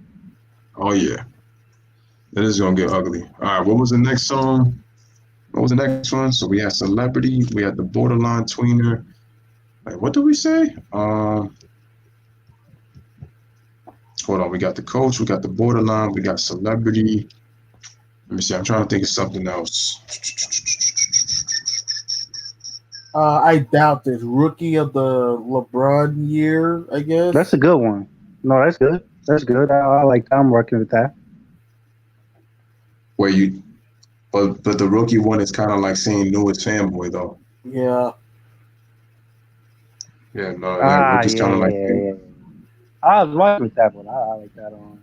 What about LeBron MVP award? Like, the fanboy who does the LeBron MVP award. That's another one. That would have to be No. Hey, wait, what about this one? The LeBron's Finals MVP fanboy. Yeah. Oh, yeah. Okay. Yeah, because that one's at the end of the season. I feel you. We could do a finals one. We could even do a playoff one. All right. So we got LeBron. So let's do the LeBron playoff MVP, LeBron fanboy playoff MVP, and then we do the LeBron. We could even do LeBron offseason MVP, LeBron fanboy playoff, the fanboy finals MVP, and LeBron offseason MVP. Okay, so who we have for the playoff MVP? That means pretty much dominate from start to finish with LeBron James in the playoffs. I would say between Shannon Sharp or Nick Wright. Somebody in the comments talking about Drake being a fanboy. That's funny. Yeah, I don't think he is. I don't think he is neither.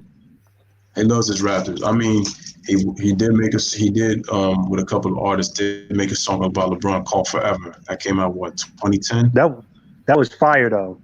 That was a fire song. So we got Nick Wright for the playoff MVP. I'm gonna say Shannon Sharp. Shannon Sharp for the playoff. Juanetta said Jared Dudley. Who? She said Jared Dudley. Oh man. yo, man. I know Bubba Dudley is not happy. Man, what's up with these dudes having brothers from the WWE, man? Yo. Oh man, let's see. Jared Dudley for LeBron fanboy play. I mean, he hasn't played in the playoffs yet. Ryan says Shannon. Oh, you know what? Nick Wright would be playoff MVP, and Shannon would be finals MVP. Because I still think about the excuse that he made with his broken hand back in 2018 about. Yeah. Yeah, that crazy. It's like, where is the cast at the game? Where was the cast in games 2 and 3? Now all of a sudden at the game 4, LeBron wears them. Like, really, man? Was this necessary? Okay. Off-season MVP. I'm taking an interesting take on this one. I'm going to say LeBron with social media. I would say the media for off-season MVP because they talk about him all the time. They find a way to talk about him. I still remember Chris. You know what? You could even kind of make it with Chris Broussard because he was kind of the one that laid the foundation when he was like, we need to talk about LeBron, even though he ain't. Hey, but I was going to say LeBron's camp because it don't be LeBron, it be his camp.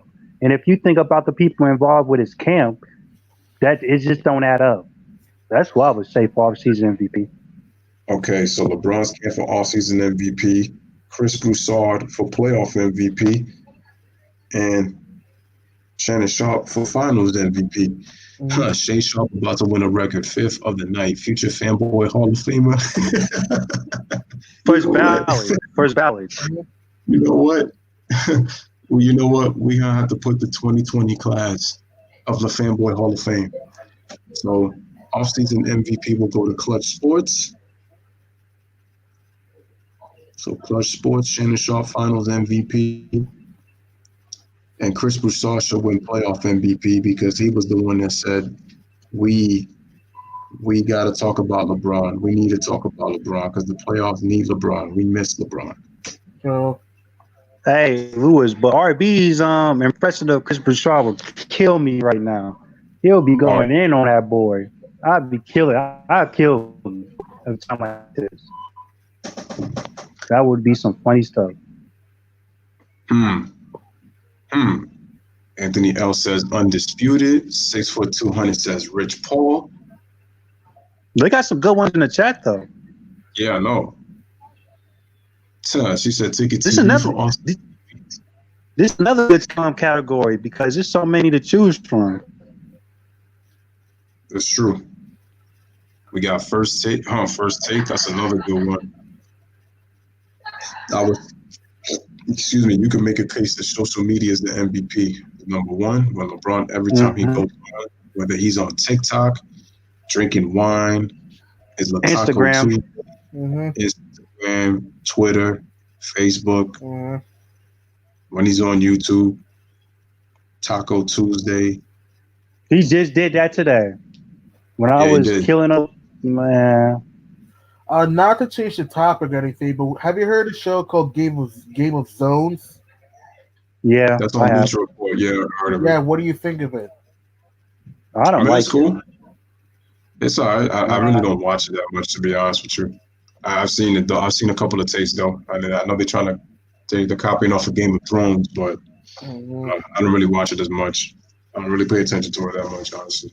All right, so we got LeBron offseason MVP. All right, so oh yeah, his fake barbershop show. Yeah, that's a fact. I can't stand that show. Oh, I got another category, guys. All right, go ahead. Which one? LeBron fanboys first team. First Yeah. team all fanboy. First, second, and third team. I like it. Okay. All right, people in the chat. All right, so who makes the LeBron first team, second team, and all the fanboy third team? There we go. Yeah, Like this is that. when you let the chat decide because this one is tough. This one is really tough. I already know who's on first team. First team, I would say Nick Wright, Shannon Sharp, also Chris Broussard. Yeah, I think that would be the first team. Okay, second team, third team. Second team, Chris Broussard. Doris, Sorry, Rachel Chris Nichols. Broussard. Oh, sorry. Go ahead. I was gonna say Doris, Burke, Rachel Nichols, Chris Bouchard, and Rihanna. That's for what? First team or second team? Second. Second, yeah. You said Rachel Nichols. Rachel Nichols, Doris Burke. and who? I said Doris Burke, Rachel Nichols, Chris Broussard. Was he on first team? Did you have him Did on you- first team, G Money? Chris Broussard? I think so. Yeah, I think so. Yeah. Chris Okay, Broussard. so I was going to say I said Rihanna, Rachel Nichols, and Doris Burke. That was second team. That was second team. You said Rihanna. Who makes third team? I say Mike Greenberg, Kendrick Perkins, and I need one more. What about Colin Cowherd? And Colin Cowherd. Yeah. Yeah, Colin Cowherd. All right, Colin Cowherd.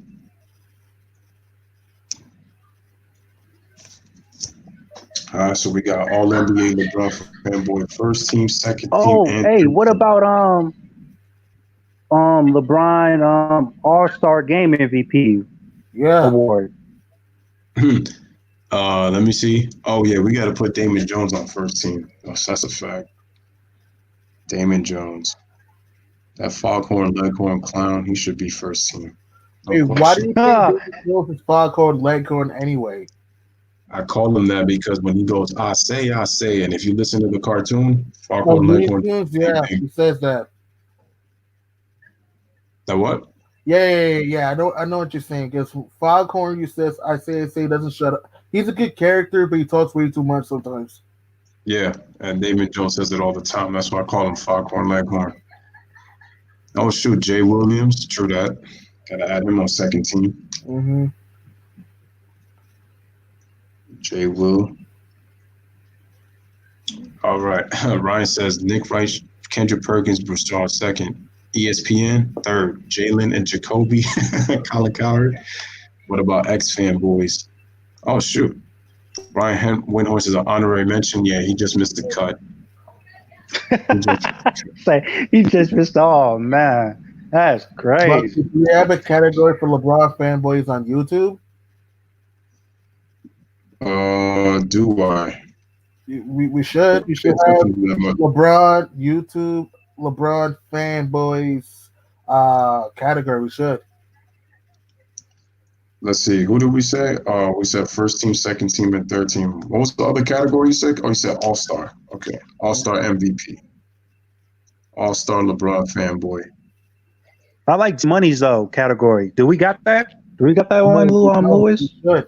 No, we don't. We should. We should have that after the All-Star game one. What? Yeah, the If YouTube. you don't Fanboys on YouTube. Oh, LeBron fanboys on YouTube. All right, Uh-huh. we can add that one. I say Fitz Vegas. He kind of overrates LeBron sometimes, and then keeps acting like Jordan played average competition in the '90s, and he keeps making seem that the Warriors and the Spurs were like the greatest dynasties of all time, but they're not. I say DNBA to start, but he flip flops his opinions too much. So 1 minute he became an MJ fan, the next minute a LeBron fanboy, and now he's saying Michael Jordan's the GOAT. It's like, which is it, man? You know what I mean? Like, pick one. Right. Anthony L says Nick Wright is the All-Star MVP. What you guys think? Yeah. I say Shannon Sharp. I say Shannon Sharp. But if it's Nick Wright's majority, then Nick Wright All-Star Game MVP then. Who you guys got in the chat? All-Star MVP, Nick Wright or Shannon Sharp? Let me know in the comments, and whoever gets the most, I'll put them as that. And let's see. G Money said defense. You said Fitz Vegas. You said Fitz Vegas. You said No, that's for YouTube. That's for YouTube. Yeah, that's what I'm saying. If I had to Somebody choose, said Cash Nasty. He do be defending though. Cash Wait, Nasty is the Cash Nasty, the NBA YouTuber, Oh, yeah. NBA 2K YouTuber, I should say. Sure, and there's also Oprah Siderson. Yeah, he's there. So DNBA Times. Yeah. Okay. Cash Nasty. Fitz Vegas. You have him there. Oprah Siderson. Mm-hmm. Who else is there? All right, so we got that.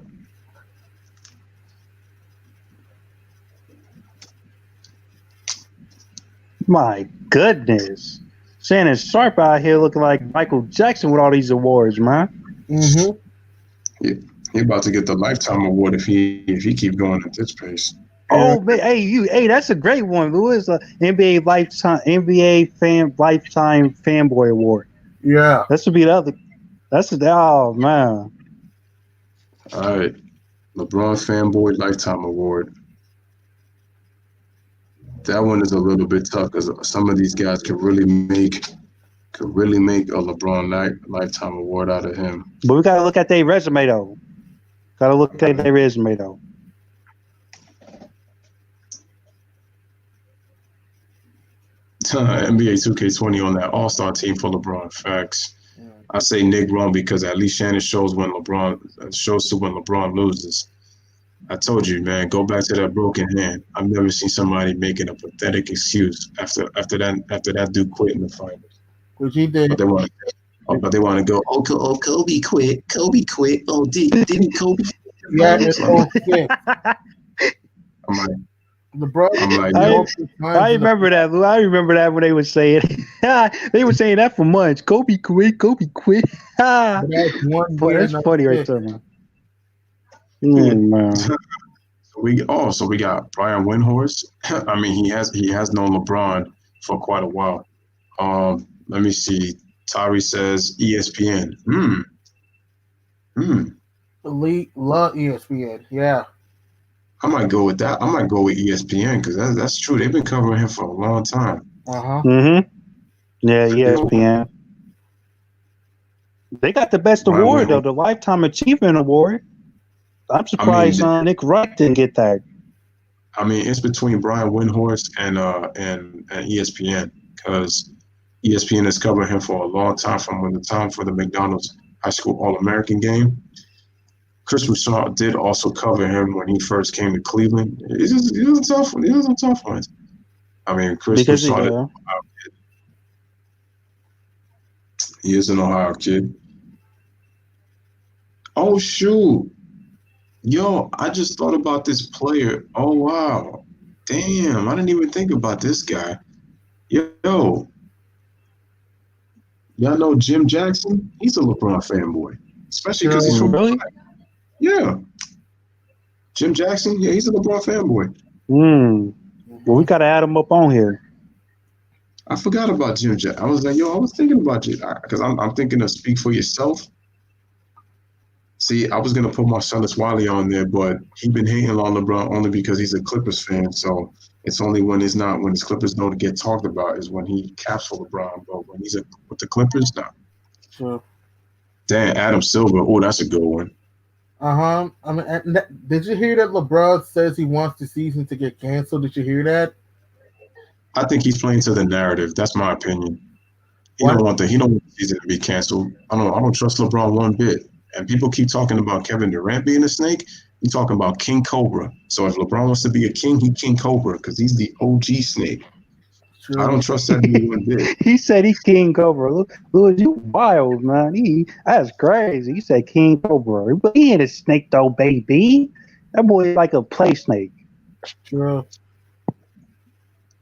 I'm telling you because he's gonna say all that, and the thing is, if it gets canceled, trust me, he's gonna flip it around and then say, "Oh, I wish the season didn't get canceled. It's unfortunate." Because look, either way, LeBron and his camp are they gonna be preparing the excuses to give the ESPN?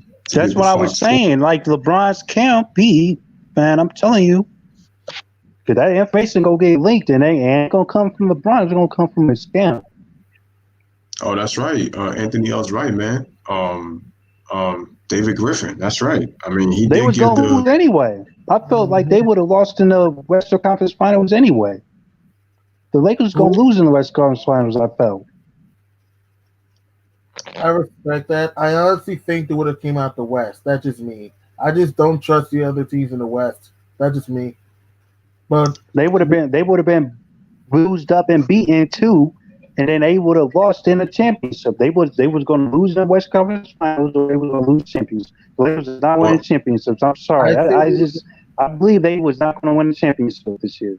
Yeah, same. I think they would have lost to the Bucks or the Heat or whatever East team gets there. In my opinion, yeah.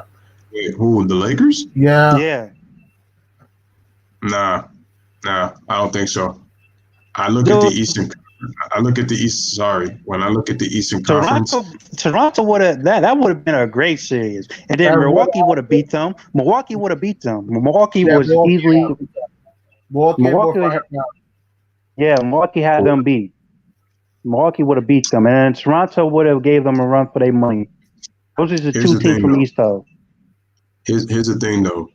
In my opinion, the NBA is going to make the Western Conference Finals, the Lakers and the Clippers, because that's what they want. Mm-hmm. And so they're going to look at LeBron trying to get payback for what happened to him in 2014. Oh, yeah, they did change the format. So okay. So, yeah. Wait, that would have been interesting, though. So here's the thing, crazy, though. Because if you remember, also Adam Silver did change the All-Star format. How do you think LeBron... Look, first of all, if you want to make it interesting, why is it that LeBron has been the captain 3 years in a row? It's annoying. It gets really irritating quick. I remember just last year, LeBron drafted pretty much most of the players that were free agents. Kawhi Leonard, Klay Thompson, Kevin Durant, they were all on his team that he drafted. Mm-hmm. LeBron ain't sneaky. Like he think dudes don't pay attention to what he be doing, man. It's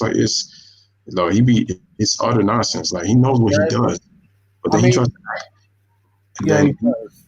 No, and that should be another category though. We do, guys, the LeBron Fanboy Participation Award, because that's what LeBron fans do. Oh well, at least he lost to that team in the finals, and we should do that one. That should have been the first one we did. I just now thought about that. LeBron Participation Award. Yeah. David Griffin, though, that's true. Anthony L., that's a good point. Because as soon as he came to the Pelicans, whoop-de-doo, Anthony Davis is a Los Angeles Laker. It's true. True, because the other GM did not want to trade AD to LA, so. Yeah, and Dell Demps got fired. How convenient. Mm-hmm. So you could kind of make a case with Adam Silver, too, because he changed the All-Star format for him. It's part of the reason why it hasn't really been competitive. And the thing was, it's true. If you look at this year's All-Star game, and when you saw the guys playing defense, they got exposed. It just tells you how different the defense is back then compared to today. It was much more difficult for them to score, and they were shooting a lot of bricks. And it was a lot more lockdown defenders too, though. Mm-hmm. Yeah. So it tells you how soft this era is, and I was like, this is why I appreciate the era of the past because they really they really exposed themselves. Um, from the fact that all they really do is just really shoot threes. Not a lot of plays were being run, and it was like you could really kind of see the lack of skills when actual defense was being played in that All-Star game. Because at least if you got skills, there are things you can go to. Right. Even when with coaches and running sets and all that kind of stuff, even in the All-Star game. But it's But that's true. what I was saying, Louis. I said if you're not a Mount Rushmore candidate, somebody who changed the game, actually changed the game, you cannot be considered a GOAT. I'm sorry, LeBron did not change the game. He did not have a big enough impact to say, oh wow, LeBron revolutionized the game. No, he didn't. He's not a Mount Rushmore candidate. He's a GOAT candidate, but he's not a Mount Rushmore candidate. I'm sorry. Oh my God, Anthony L is speaking the truth. This girl Jamel Hill, and I know she got fired from ESPN, but I was really tired of her too. And the problem with her, the thing is, I'm not trying to hate on her, man, but it's just like part of my She was problem all with over LeBron. She used to be all over LeBron. Yeah, and the thing is, she to me is all. She used to kiss ESPN's behind a lot. I'm sorry. Oh, we got the oldest LeBron fanboy category. Oh yeah, awesome. That's another good one. All right, shout out to Anthony L for that oldest LeBron fanboy category. Oldest LeBron fanboy. But first, we're gonna do the participation award though. Mm-hmm. You see, All right. LeBron to me is like ESPN's Golden Boy, like SpongeBob to Nickelodeon. Yeah. Huh. That's a good one. Crazy. That's a good one. That was good. That was good. That was good. I was fired. I was fired. The only one is. Sorry. But the thing about SpongeBob is he's not even he's not even a top 3 cartoon on his own, on the face of his own. So SpongeBob is not a top 3 cartoon on Nickelodeon. Not all time, no. SpongeBob would probably be a top 10 cartoon all time. Maybe top 15, 10 to 15, but ain't no way. On Nickelodeon alone. No, he's not. Yeah, he's not top 3. And what's so crazy is that if you ever watch the Kids' Choice Awards, the show keeps winning a favorite cartoon every time, like virtually. He hasn't lost since 2009. 2008, my fault. All right, so who wins the LeBron Fanboy Lifetime Award?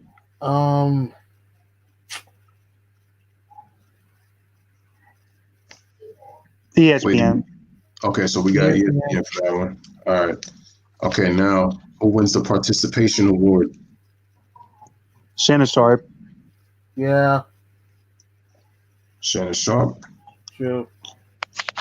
His resume is good, but he just ain't make the cut. Just ain't make the cut. Anthony L says she runs him. He's talking about Jamel Hill. Shout out to Lowly One. Speaking facts, he changed teams. He ain't changed the game. That's facts. That's true. She runs her mouth too much, and she's too damn political. Yeah, it's true. She is too political. But the thing is, with Jamel Hill, her thing, and I don't even really mean to get controversial, but her thing is about Me Too movement. I mean, a lot of this kind of connects to women, and the thing with her is that she just runs her mouth way too much. And she's all about falling for the narrative, which is what I don't like about Jamel, which is kind of why I kind of lost a little bit of respect for her, because she just runs her mouth way too damn much. Like, and it's ridiculous. And it's like, it's nothing against her personally as a woman. It's just what she does on ESPN with her job. I still remember when LeVar Ball had that issue with she be talking like she's a history teacher, or like she's the government teacher or something. Because I remember when she I remember when Molly had that issue with LeVar Ball with the whole issue with the whole switch gears thing. She came out and tried to talk about the great job that ESPN did, and the support that Molly Karam got.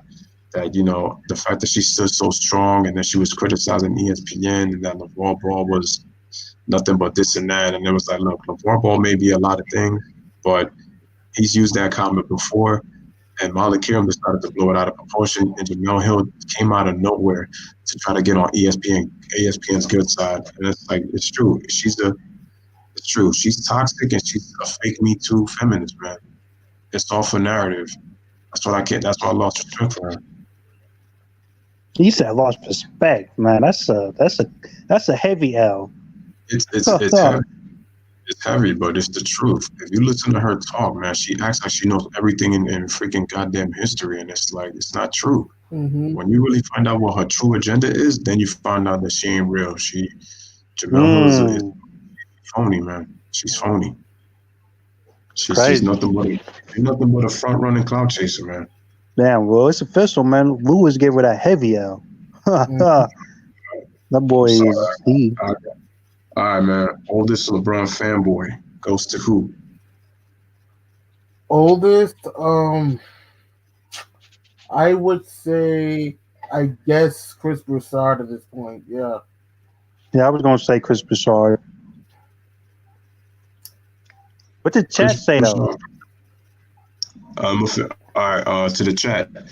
What you guys think is the oldest LeBron fanboy? Who should win the oldest LeBron fanboy award? Jamel Hill can win most political LeBron fanboy. I'll say that. Yep. She I can agree. win most political. She can win most clearly. political. Man, that's the first category that somebody clearly swept somebody in, I believe. Because to be honest with you,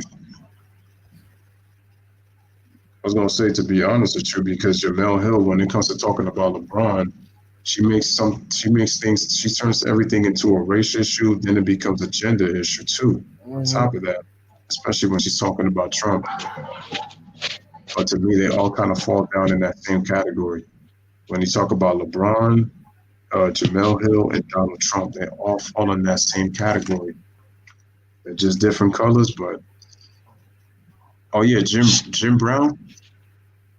Shut your mouth and dribble the ball. Shut up and dribble. Oh man. It's true. Got Jim Brown. Yeah, he might be the oldest fanboy because he hates Kobe. I remember Kobe was. It's funny. All the women come to Kobe's defense for some reason, where they're saying that he helped spread a movement for women, but yet they'll come back and call him a rapist. So I'm like, which one is it? Is he a rapist or is he helping the feminine movement? Which one? Mm-hmm. That's why I said they contradict themselves, man. If you listen to a lot of these bloggers and fans and stuff, they contradict themselves when they say stuff like that. If you really listen to them, that's what I'm saying. That's what I'm saying, because it's like you guys are making some good ones. Magic Johnson, yeah. I mean, he's not really, but he would classify as a tweener though. True. Because he always talking about Kobe the best Laker and a Kobe the best. He always saying that Kobe is the like the better player between LeBron and him. So I say he's more of a Kobe fanboy, honestly. He could be a fanboy tweener and a Kobe fanboy. Oh, that's a good one. That should be another category. Yeah, we might do a Kobe one as well, just to kind of make it fair. Whatchamacallit? All right, so oldest LeBron fanboy, we got Shannon Sharp, we got Jim Brown. Jim Brown, you can make the case because he hates Kobe with a passion, especially because he says that because Kobe was raised in Italy, he doesn't understand like the struggle of a black person. And the funny thing is, Kobe has given back to the black community.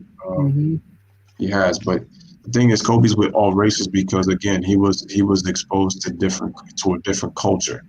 Jim Brown can't hate him on that. And the thing was, it wasn't Kobe's decision to go to Italy anyway. It was his father.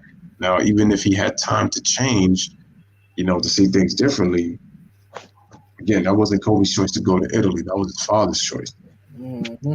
So some of these dudes really don't know stories. They just kind of just talk to just for some reason, find a reason to all of a sudden just hate on somebody. Kobe was with all races, man. Kobe was about diversity. It was different with him. And the problem that I'm having is that For some reason, black people are always kind of like looking for people to kind of give them a reason as to why they should like them and do things. And it's like, it's got to start with you guys.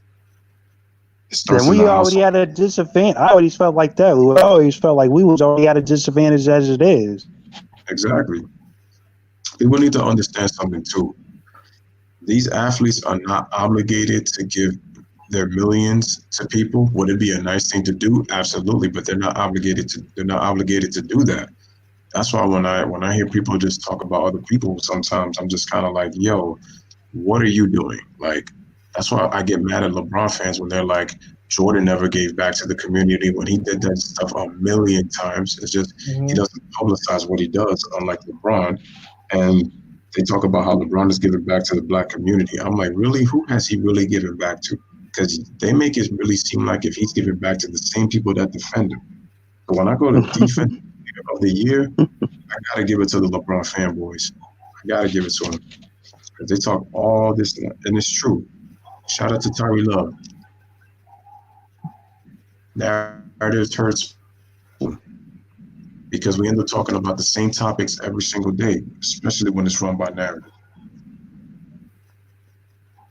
Ooh, that just gave me another idea. The most narrative-driven LeBron fanboys, and this could even be the network. Most narrative-driven. Yeah, people were talking nice and said, "Oh, Nike existed before Jordan." No, Nike wouldn't be the number one freaking brand without Michael Jordan. And I mess with Nike. That's my brand right there. Same here. I have a Nike shoes. I have a Nike shoe. Yeah. Yeah, that's why the I Promise School is a bunch of BS. They're saying how LeBron invested money, but the taxpayers who are doing that, they're the ones who are paying for it. That's not coming out of LeBron's pockets. Turn that light off. I don't care. Look, watch it. Turn that down. I'm on the phone. What? You okay, kid? Yeah, I'm good. I'm good. Okay. Yeah, I had to mute him. So look, Anthony L was saying Jordan built a hospital in Charlotte, but people can get free checkups. Media don't talk about that. Only Bill Russell acknowledged it. People also don't talk about that Jordan donated $1 million to the victims of 9/11. So he took $1 million of his own money for victims of 9/11. Also, him and his mom started a foundation back in 1986. For I think it was for kids to pretty much be able to get an education, and provide scholarship. This was in Louis, the I didn't know that 80s. last one Jordan did. I knew about the $1 million he donated, but I didn't know about the other one you just said. Because that's something I ain't know.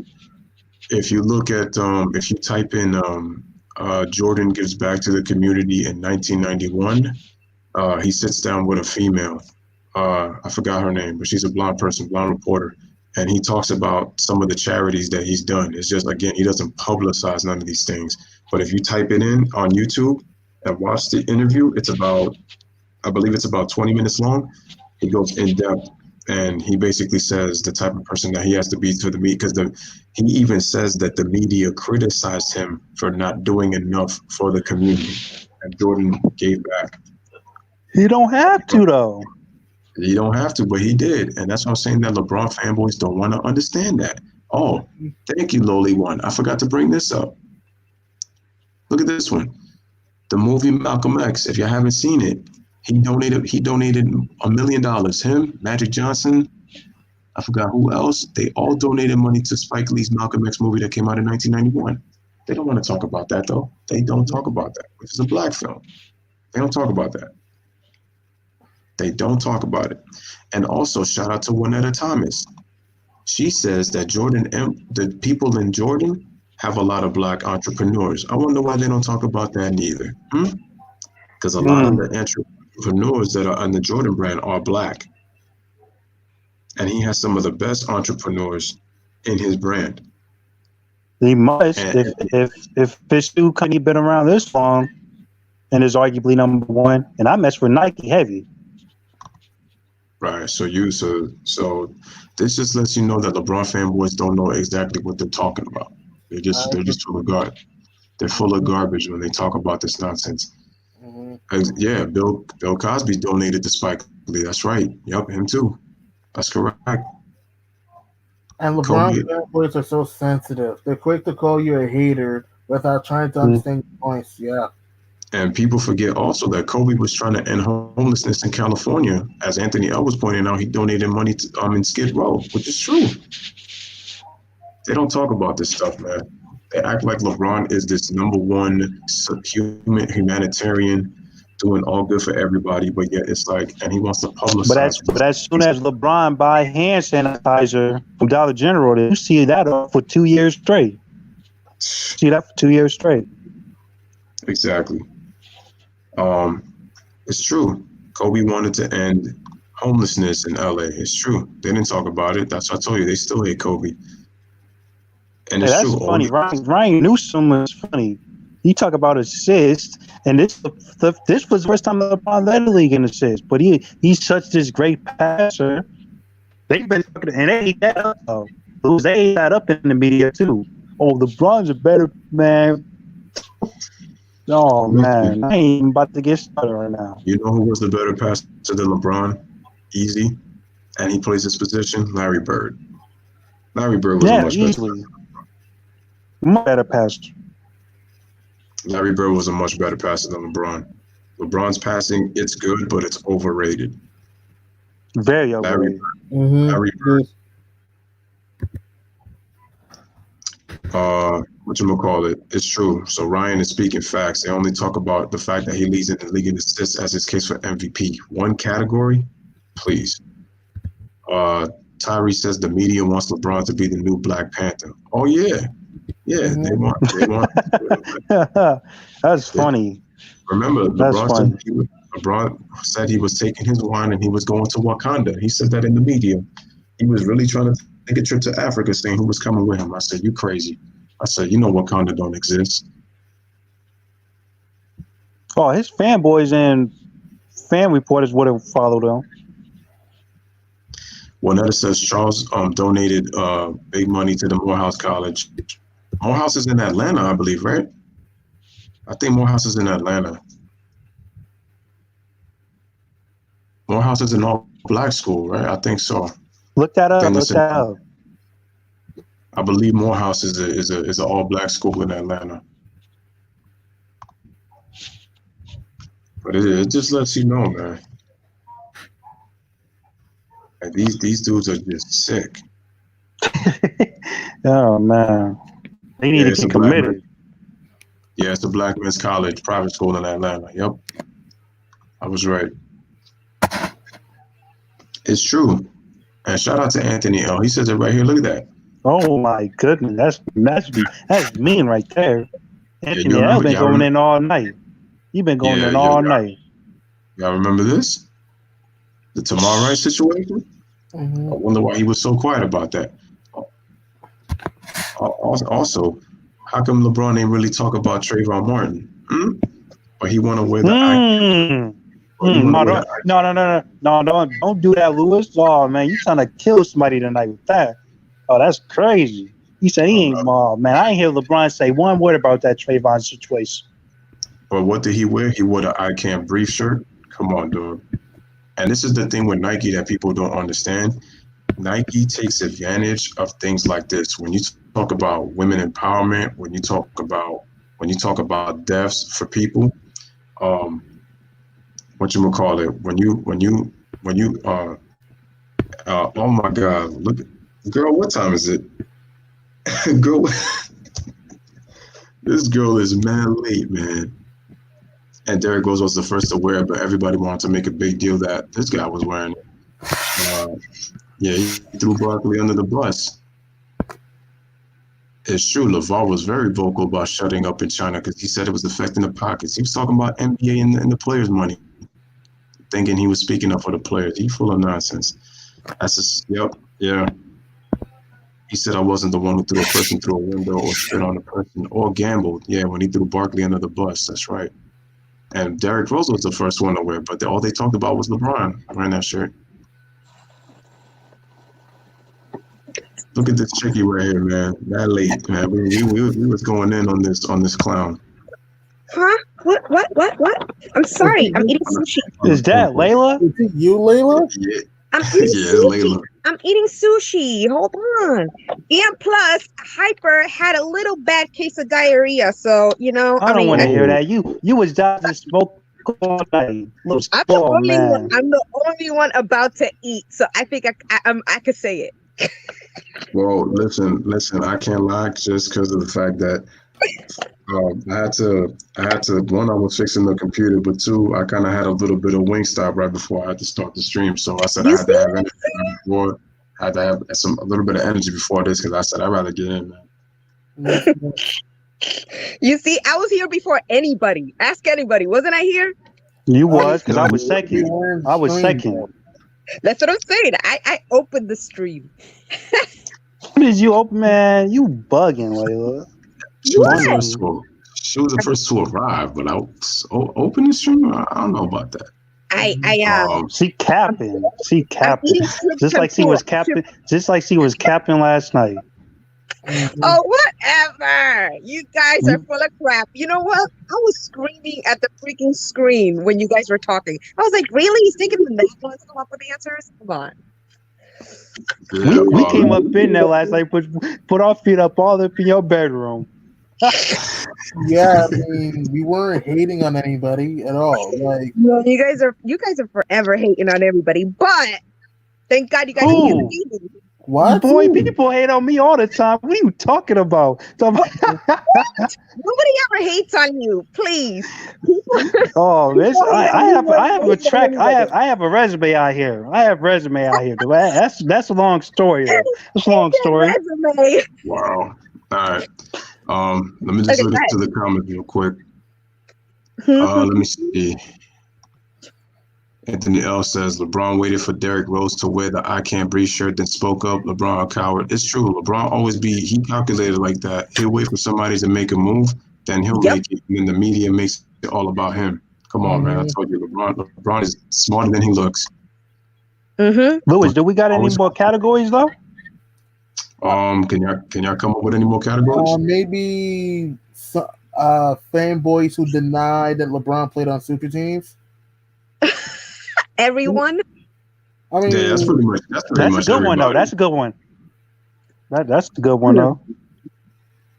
I mean, listen. Nick Wright denies it. He'll say that LeBron's been on worse teams. Shannon Sharp will say it. That he'll say Jordan had never had to face the Warriors like LeBron did. Come on now, he always trying to make his teams weak. So, I mean, there's him. Forget it. Like that. That one is LeBron fanboys. All of them keep saying that. Has Jordan ever faced a team of the level of Golden State? Yeah, that annoys me all the time. It's like they make it seem that Golden State's the only dynasty in NBA history. It's like, look, the Warriors are a great team, but I'll keep saying this again. I'm not taking anything away from the championships. They were a great team, but no offense, they've played a lot of injured teams during their 5-year run. All right, yeah. Like talk that stuff, G Money. They probably don't win in 2015. I'm sorry, I was over excited, y'all. I was over excited. 27. Okay, they probably would have won anyway in 2017. I do think if the Spurs were healthy, they would have pushed the Warriors, but I do think the Warriors were the better team. So I think Golden State would have prevailed in 6 games in that series. But like I said, in 2018, and this is my opinion, if Chris Paul plays the last 2 games, I believe the Rockets win in 7. That's just me. And even I'm with you. And even 2019. And this may sound a little dumb, and this may sound dumb a little bit, but here we are. All right, let's say no KD in the Blazers series. I honestly think if Nurkic was healthy, but there's no KD, I honestly think the Blazers might have beat the Warriors. Because here's why. I can agree with that. Yo, they had them. They did. Portland was up 17 for 3 games in a row.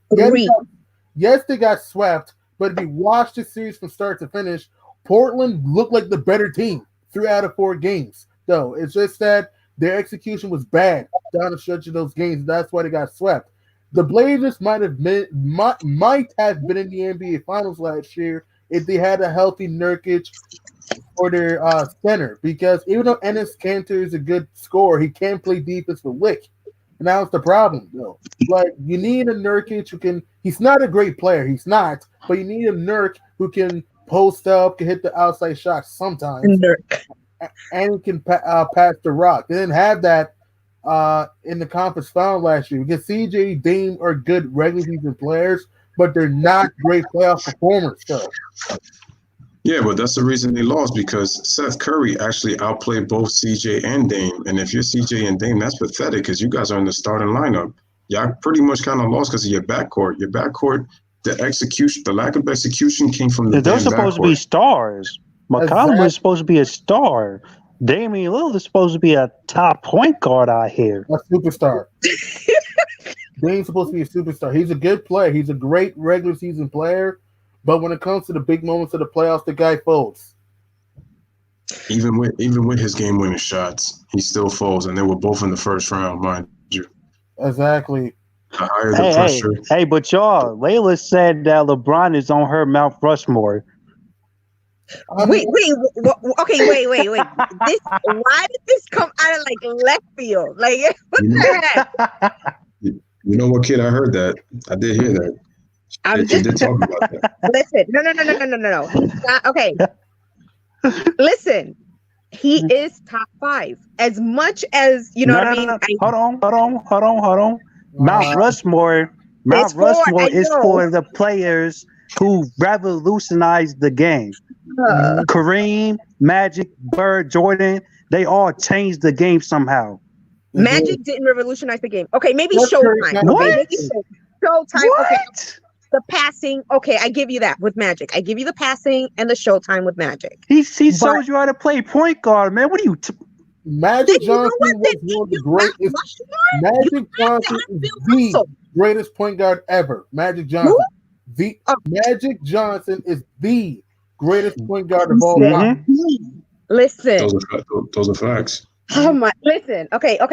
This is my Mount Rushmore. Okay, it's obviously MJ and Kareem. So I was right. You have LeBron on your Mount Rushmore.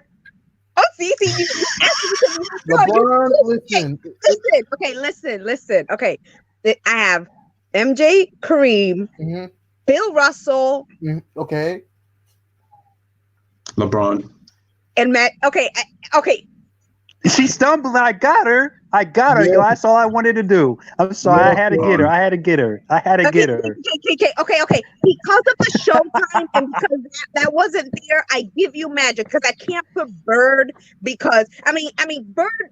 What? Let me tell you How why. do you not put Bird? He was the first one to do the 50-40-90, and he did it multiple times. Bird is a white boy. Okay, It doesn't matter. That does not. I don't want to hear that, Layla. Come on. We ain't gonna play. We ain't gonna play. What? No, you gotta be honest. Have you ever watched Bird? Like, I was like, I never seen him, and then I saw him, and I was like, he might be the. His mother lover is not bugging. Even Layla, you bugging.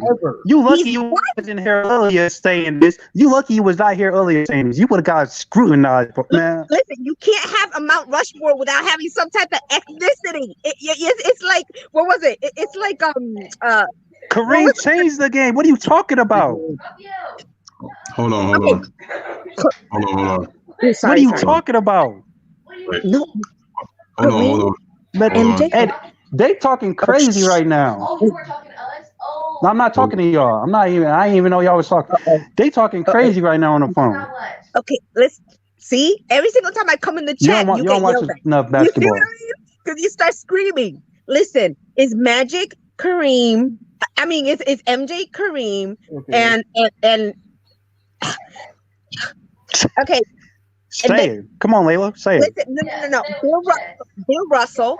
And then I have to put, okay, if you guys say Magic, fine. I won't argue it. But I have to put Bird because he's white. Tell them how you feel, bro. You said what? I couldn't hear.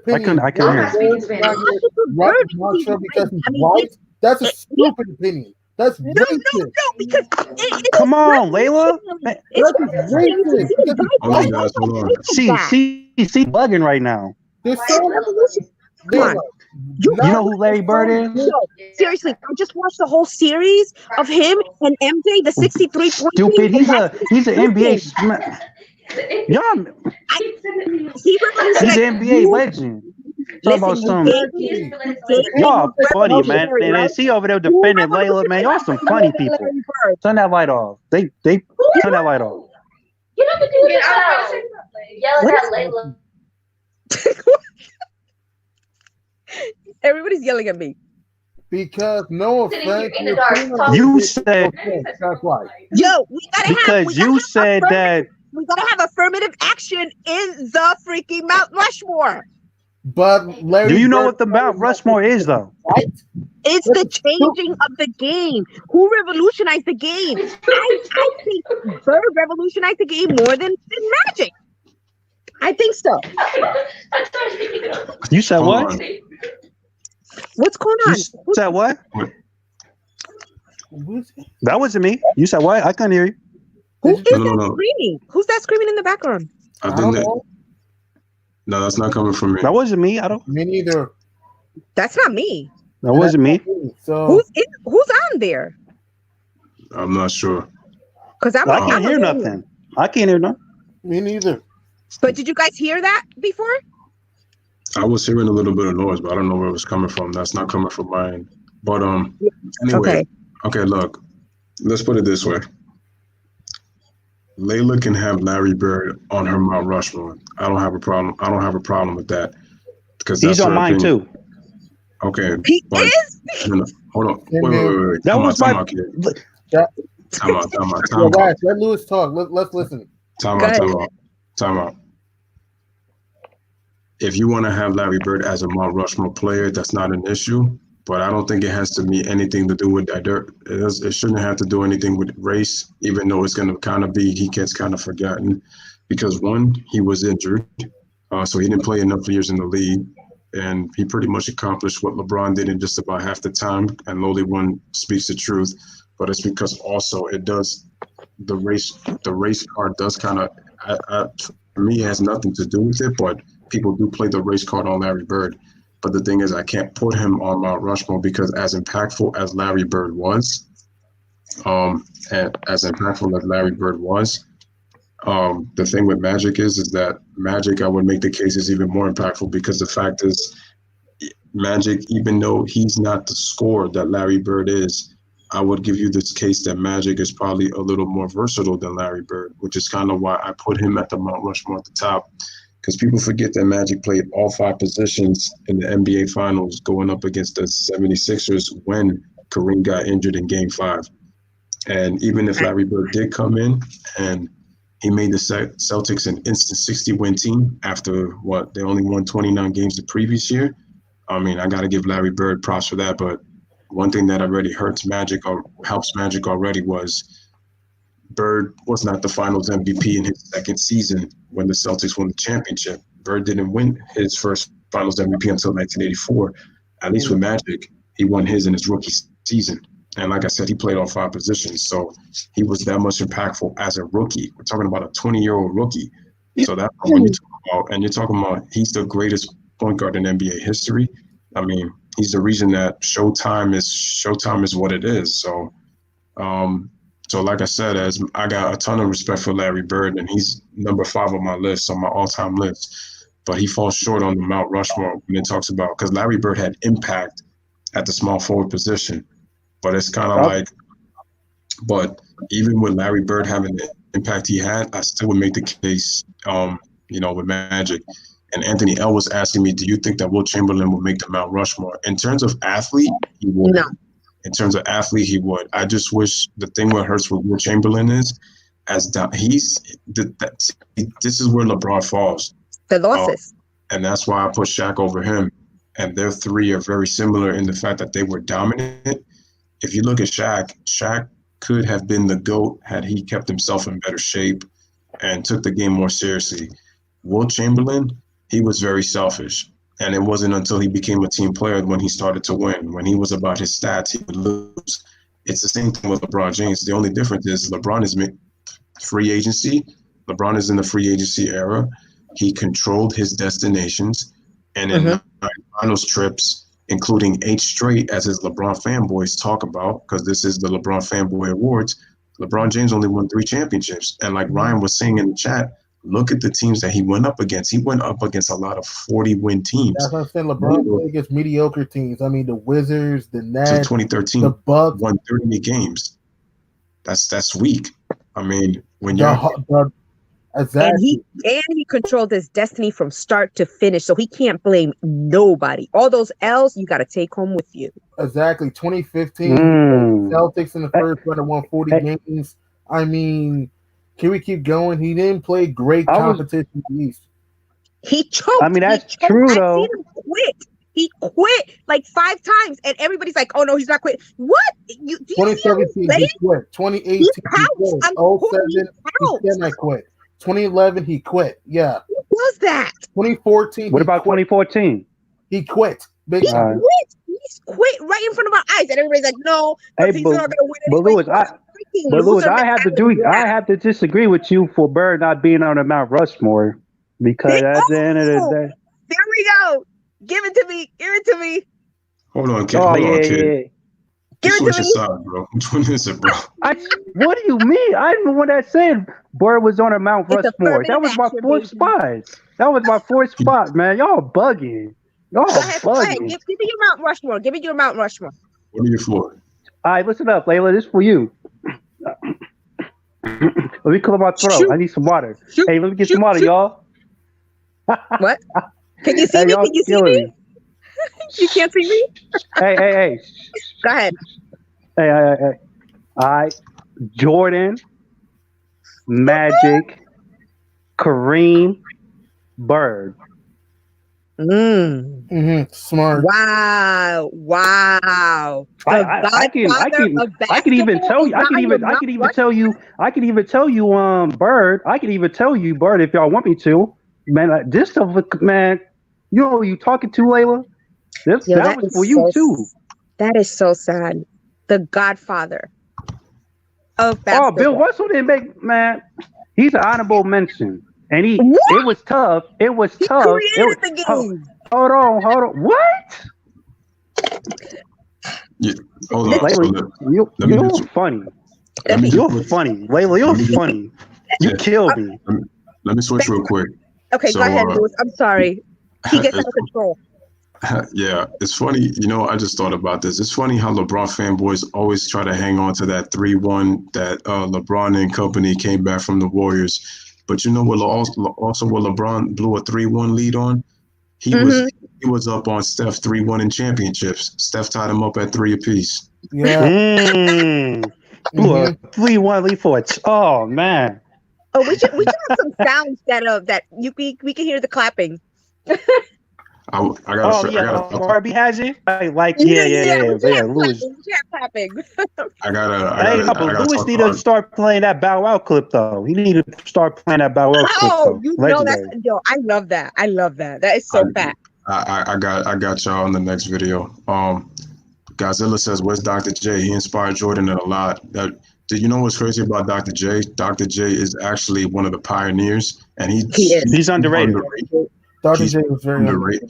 He's underrated. The only thing with Dr. J that kind of hurts him is the fact that most of his career was in the ABA. He didn't play that long in the NBA. He only played 10 years, I think 10 or 11 years in the NBA, and he only got 1 ring. So if Dr.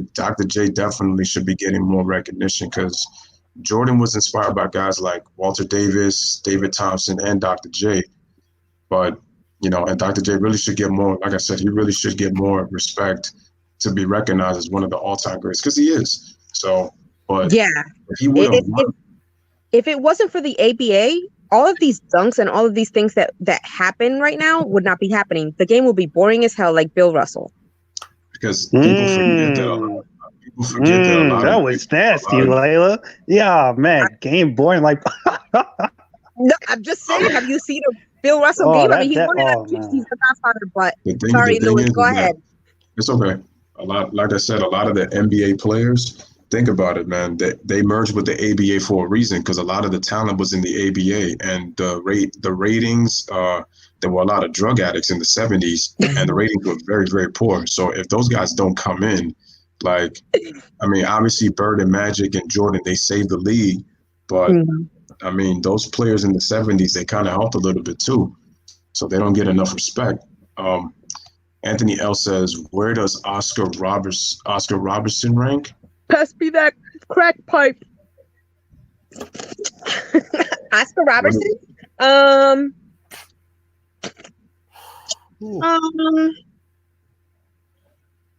Big O. The Big O, I say, between top 20 or top 30 for me. Big O. Well, Charles Barkley has him in number one. That's his number one. That's his. I mean, after Michael. Oscar. Wait. Chuck has the Big O at number one after Mike? Yep. Layla, you're capping. You're capping. What? You're capping. When did Barkley say How am I that? going to cap when he said it himself? Because he said Kobe was the next best player after Jordan. Well, no. Barkley said this. No. He said in that position, but he has the big O. Oh, okay. I'm with you. He had the big O, and then Greedy looked at him like this was in Mike and Mike like 2 years ago when they were saying, "Oh, did Kobe pass Jordan?" And he was in that interview saying, "No, LeBron didn't pass Kobe," and he was there, and Greeny agreed with him that LeBron hasn't passed Kobe, and he said, "But you know what? Why don't you give me your top five?" And then he said, "Mike, Oscar." I mean, and everybody just like went crazy. But okay, go ahead. Sorry. Anyway, you kill me, man. I'm telling you, man. What? Hey, I have a question. During the season, who was your coach of the year for most of the season before he got suspended? Who was your coach of the year? Mike Budenholzer. Coach of the year.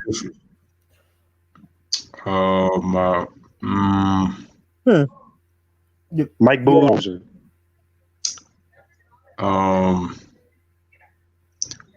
Nick Nurse was one of my candidates. Trying to think of who else. Don't forget Billy Donovan. Billy Donovan. Oh yeah, Billy Donovan is a great candidate. I think it's because of Chris Paul. Because I mean, nobody had OKC a playoff team, and right now they're what 5 Man, seed? talk G Money. Talk toward G Money. I know, but they I mean they added a captain. You know what I mean? I mean that's the difference. Now they have a leader. It's not because of the coach. CP3 wanted to prove to everybody though that he's still that dude. He's still that dude though. Yes, he is, and also Shea Gilgeous-Alexander improved. SGA. I mean Dennis Schroeder. Call me crazy. Dennis Schroeder might be sixth man of the year. Dennis Schroeder. I can't argue with that. I can't argue with that. Schroeder been balling. Who's your sixth man of the year? Lou Williams. Lou Will is my candidate. He has not been playing. Man, you bloody. He has not been playing. Lou Will's been all right, but Dennis Schroeder's been fantastic. Have you watched? He's been playing better than Lou Will. He arguably been playing better than Lou Will. Dennis Schroeder's my sixth man of the year. He's actually shooting a higher field goal percentage than Lou Will too. Lou Williams, it comes and goes with him. He's just having a bad spat. He's having a bad spat. It started at the beginning of the year, but I mean, you know, who's defensive player though? Lou Will needs to stop doing no. Probably AD in my opinion, between AD or Gobert. For what, defensive player of the year? They keep giving that to Giannis. Should have won last year. I don't care what nobody said. Listen. Rudy shouldn't win anything this year. Just because he got the league shut down. Yeah, exactly. He should not win crap this year. They was going to give it to him again. They was going to find a reason to give it to Gobert again, but Giannis should have won last year. Heck no. Rudy Gobert to me is over. To me, Rudy Gobert is over. You trying to make me, man. No offense. Go ahead, Liz. Yeah, you guys got to learn to Oh, don't say me. I didn't say anything. I didn't say nothing when somebody. My bad. Okay, go ahead. Go ahead, Liz. What can we call it? What was I gonna say? Oh yeah, no, I was saying that Rudy Gobert doesn't deserve the. I feel like he's overrated as a defender. For him getting these awards, because I could have made the case that Paul George and Giannis Antetokounmpo were better defenders than him last year, and this year AD and Giannis are making the case. It's to me between them. Rudy Gobert to me is overrated as a defender. I'm sorry. I don't. I That's don't. I facts. don't, I don't think he deserves Defensive Player of the Year. That's facts. I agree with that. Y'all didn't answer the question though. Who's defensive player? No, If I had to guess, somebody I'll said pick AD. AD. I picked Layla, it. who do you say? You can make- I would pick. Oh, go ahead, Layla. No. You go because I don't have an No, answer. Lewis, I heard you. No, he said Lewis said AD. He said Anthony Davis. No, I You was guys gonna say really that. think Anthony Davis deserves Defensive Player of the Year? Yeah. No. See, Look at the game. here's You guys I are didn't what? say serious that. about this I did right not now? say that. We're talking I did about not say missing. that. I did not say that. I I mean, did not say that. G Money the said that. softest, I did. like most delicate flower in the NBA is gonna win Defensive Player. I mean, this is what you're telling me right now. I mean, Who do you on him have? anytime. G Money said that. Lewis said that he didn't give his answer yet. Because I thought Lewis said that, but who do you have? I didn't get my answer yet neither. I didn't think. I'm thinking. Okay, because I had. It's not in my mind. Okay, you guys go. Let me think about this. But Mr. Flower, no way. I'm giving it to you. I'm giving it to Giannis Antetokounmpo. Yes. I was gonna say Giannis too. I was gonna say either him The or reason, my the reason, I'm- the reason, Nah, Pat Bev's a good defender, but he's not Defensive Player of the Year. Can't worthy. No way. Who? to be Just honest with you, Pat Beverly. Pat Beverly Go is ahead, Lewis. overrated Go ahead, defensively. Lewis. What? Pat Beverly to me is low key overrated when it comes to defense. He does a lot more talking and tries to hurt people more than play defense sometimes. He does. Any Yeah, it's kind of foul. And here's the thing also, man. Look, the reason that listen, you can make a case with both Anthony Davis and Giannis Antetokounmpo, but the reason I would give it more so to Giannis is because the problem with AD is that he can deserve the Defensive Player of the Year, but because he is the most delicate flower, as Layla talked about, because look, he's already capped for LeBron as his MVP. When to be honest with you, he's the real MVP of that basketball team. I agree. Anthony Davis Clapping again. every statistical Hey, but Lewis, they swept that under the rug though. They ain't gonna talk about that in the media. They don't talk about that in the media no more. How Davis because he's leading in assists. I mean assist. He's leading in assists. So assists count way more than points, rebounds, blocks, and steals. I mean it's known forever, right? I mean whoever leads in assists, that's our MVP. Because that's remember, not always true. That's not always true. Giannis won MVP. He didn't lead the NBA in assists last year. Giannis deserved it though, and he still won Defensive Player of the Year. I'm being sarcastic. But look, LeBron fanboys want to continue to talk about, when Kyrie hits a big shot, when Kyrie, changed the series in that 2016 finals, they'll go, but LeBron led in every single statistical category. But look how they switch it around and said, he should win the MVP because he leads the league in assists. Exactly. And now AD leads in every other category in his own team, and he doesn't. I got a question though. Who's second in assist behind LeBron? That's crazy. Let me check. Who is second in AD, I'm gonna freaking die. What if he wins Defensive Player of the Year? Huh? No, if it's AD, it's second in assists, because it'll be he's first in everything, and then second in assists. But LeBron is like fifth in everything, but first in assists, and he gets the MVP. I would die. I would die. Trae Young. Oh, okay. Thank God. All right, because Lowly one says if it wasn't for AD, LeBron doesn't have those assists. I think Westbrook is third in assists. Thank you. He was second at one point, but his assists kind of dipped down because he changed his style of play and he stopped passing the ball and trying to go for those triple doubles. So he kind of went to the post more and drove. But yeah, if it wasn't for AD, that's true. LeBron wouldn't have those assists. All I hear is LeBron fanboys. LeBron is making Anthony Davis better because he puts him in position to score. You dummies. AD's been getting them numbers. even teamed up with LeBron, man. What are you talking about? Exactly. He was actually 27 in the Hey, Louis, they be saying that? Hey, they be saying that to you though? Yeah. Oh man, It's so sad. I thought I saw it all. I thought I saw it all after that one. I thought I heard it all. I have a question. Who's been your most disappointing team this season? Disappointing. I mean, there's Houston. quite a few. Houston. To me, Portland. Oh, yeah, but I think Houston edges them. That's just me though, G Money. How come? I respect that, but how come? Well, Houston should have been top 3 in the West, I felt. You do Right? have a point. They're 6 seed. Yeah, you do have a point. But Portland always been like the only reason I say Houston is because Portland always been in this position the last couple seasons. They always been 8th seed, 7th seed. They always been fighting in between all of that. I think they were top. I think they were top 3 last year. Yeah, that was outside of last season though. Like they always like looked like that team that's never be what they at currently. The Nuggets. And they always and they consistently been right there. They consistently been right there. But they choke. The Nuggets. They're a good team though. But I don't think they're more disappointing than Houston. Yep, I don't think. Lewis is talking. Go ahead, Lewis. The Nuggets are the most disappointing team with the talent that they have. Even though they're in the top of the Western Conference, for me, they're the most disappointing because I thought that they would be a much better team this year. They seriously got Denver. The Nuggets. With the depth that they have identity. They have identity issues. They lack an alpha. They don't have a go-to player, and some of the losses that they've had in this season are pretty embarrassing. Like Golden State, Cleveland twice, Detroit, Atlanta.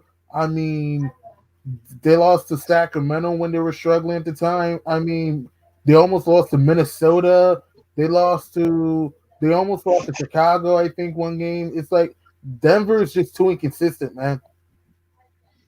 Also, Philadelphia. What seed are they? What seed are they currently though? They're 3. They're 3. They're 3, but they've still been disappointing. And Philadelphia, for me, is the most disappointing team in the Eastern Conference. No doubt. Facts. Oh my God. Hell yeah. Because they're soft as tissue paper. Exactly. The Sixers are a great home team, but they're an embarrassing road team. So embarrassing. Miami was my surprise team of the year, though, before they fell off. Huh? Miami was my surprise team of the year before they fell off. You do have a point. And you can say the same thing. My surprise team, I'll be honest with you, I think it's kind of like Memphis. I think Memphis is my surprise team because it's like, who had the Grizzlies in the playoffs before the year? That's true. That's true. That's true. And people forget, Memphis was 6-16 to start the season. People forget about that, though. Look where they are now. Yeah, so I would say that the Heat and the Grizzlies have been very big surprises. I'd probably say they're the 2 biggest surprises. Also with the Mavericks, because nobody saw them as a playoff team this year neither. So they've played better than people expected to. So I would say the Mavs, the Heat, and the Grizzlies have been very surprising. Who's rookie of the year? Don't they have Ja in there? Don't they have Ja? Yeah. They got For the Grizzlies, rookie of the year is clearly Ja Morant. Look, Zion's had a great season, but the guys missed 45 games this year. Ja Morant's been healthy all year, and look where Memphis is at right now. So I know Memphis has fallen off as of late, but for the most part, Ja's been consistent. So I think Morant should win it. But G Money, they had a tough schedule. They had a tough schedule though. Memphis' schedule is not pretty towards the end of the season. Well, assuming the season does come back, in which we don't know for sure if it does. No, I'm talking about before the season was over. Before the season got canceled, they schedule was not. It's not canceled yet. It's suspended. It might come back. It's over. I'm telling you, they're gonna cancel it. It's gone. I feel like wait. And Ryan Newsom here is saying Joel Embiid overrated. Yes, Ryan, absolutely. Oh, and Juaneta's in the house. Hey, Juaneta. Yeah, Ryan. Ja is the rookie. Tell them to hit that like button. Huh? Tell them to hit the like Yeah, But did everybody smash the heck out of that like button, please? I'm pretty sure they and did. sub to the I'm channel. Pretty sure, Yeah, and sub. I'm pretty sure they all sub too. I know Juanetta is. Oh, of course Juanita is. Uh, She Okay, is so the dog. I thought she was gonna be on with us. Juanita, why aren't you here? Come on, join the stream. I know Juanita. You joined the other stream. Yeah, hey girl. She joined the other stream. With what's her name? What's his name? Oh, I forgot. He knows his sport. And you're not Yeah. here, Juanita. Come on, Chicky. Okay, sorry. Go ahead, Lou. I'm actually about to end the stream soon because I gotta be up for work. But I will say that Juanetta, you definitely could come. Definitely will let you pull up, man. It'd be nice to have two chickies on pretty much on the chat. So that'd be good. Kind of even it out, and that'd be pretty cool. Ryan is saying that Kawhi is the Kawhi GOAT. is goading. That is facts. I mean, Sorry, Lou. When he's healthy, he is. Juanetta says y'all crazy. That's why I won't join. That's right. That's right. That's what makes it fun, though. That's what makes it fun. Crazy people are fun people. I don't know if you knew that, but Layla was capping tonight. Man, I was about to be in my bag on her like I was on that one dude on Twitter. You lucky, Layla. You lucky. Listen, That's all I'm gonna say. You lucky. Everybody. What did I do? Listen, What did I do? I'm but always you getting was- blamed You for was, everything. you was capping when you got on the stream. You saw that capping, saying some. You were saying some nonsense. I was like, see, Layla bugging tonight. Yeah. Her date didn't go well, y'all. So she was acting out. Her date didn't No, go and I well yesterday. missed so much of it. I wanted to say certain things, but I couldn't say them, and you guys weren't seeing my freaking writings. And I was like, oh. So I didn't get to vote. I didn't get to vote on everything because Hyper and his little problem.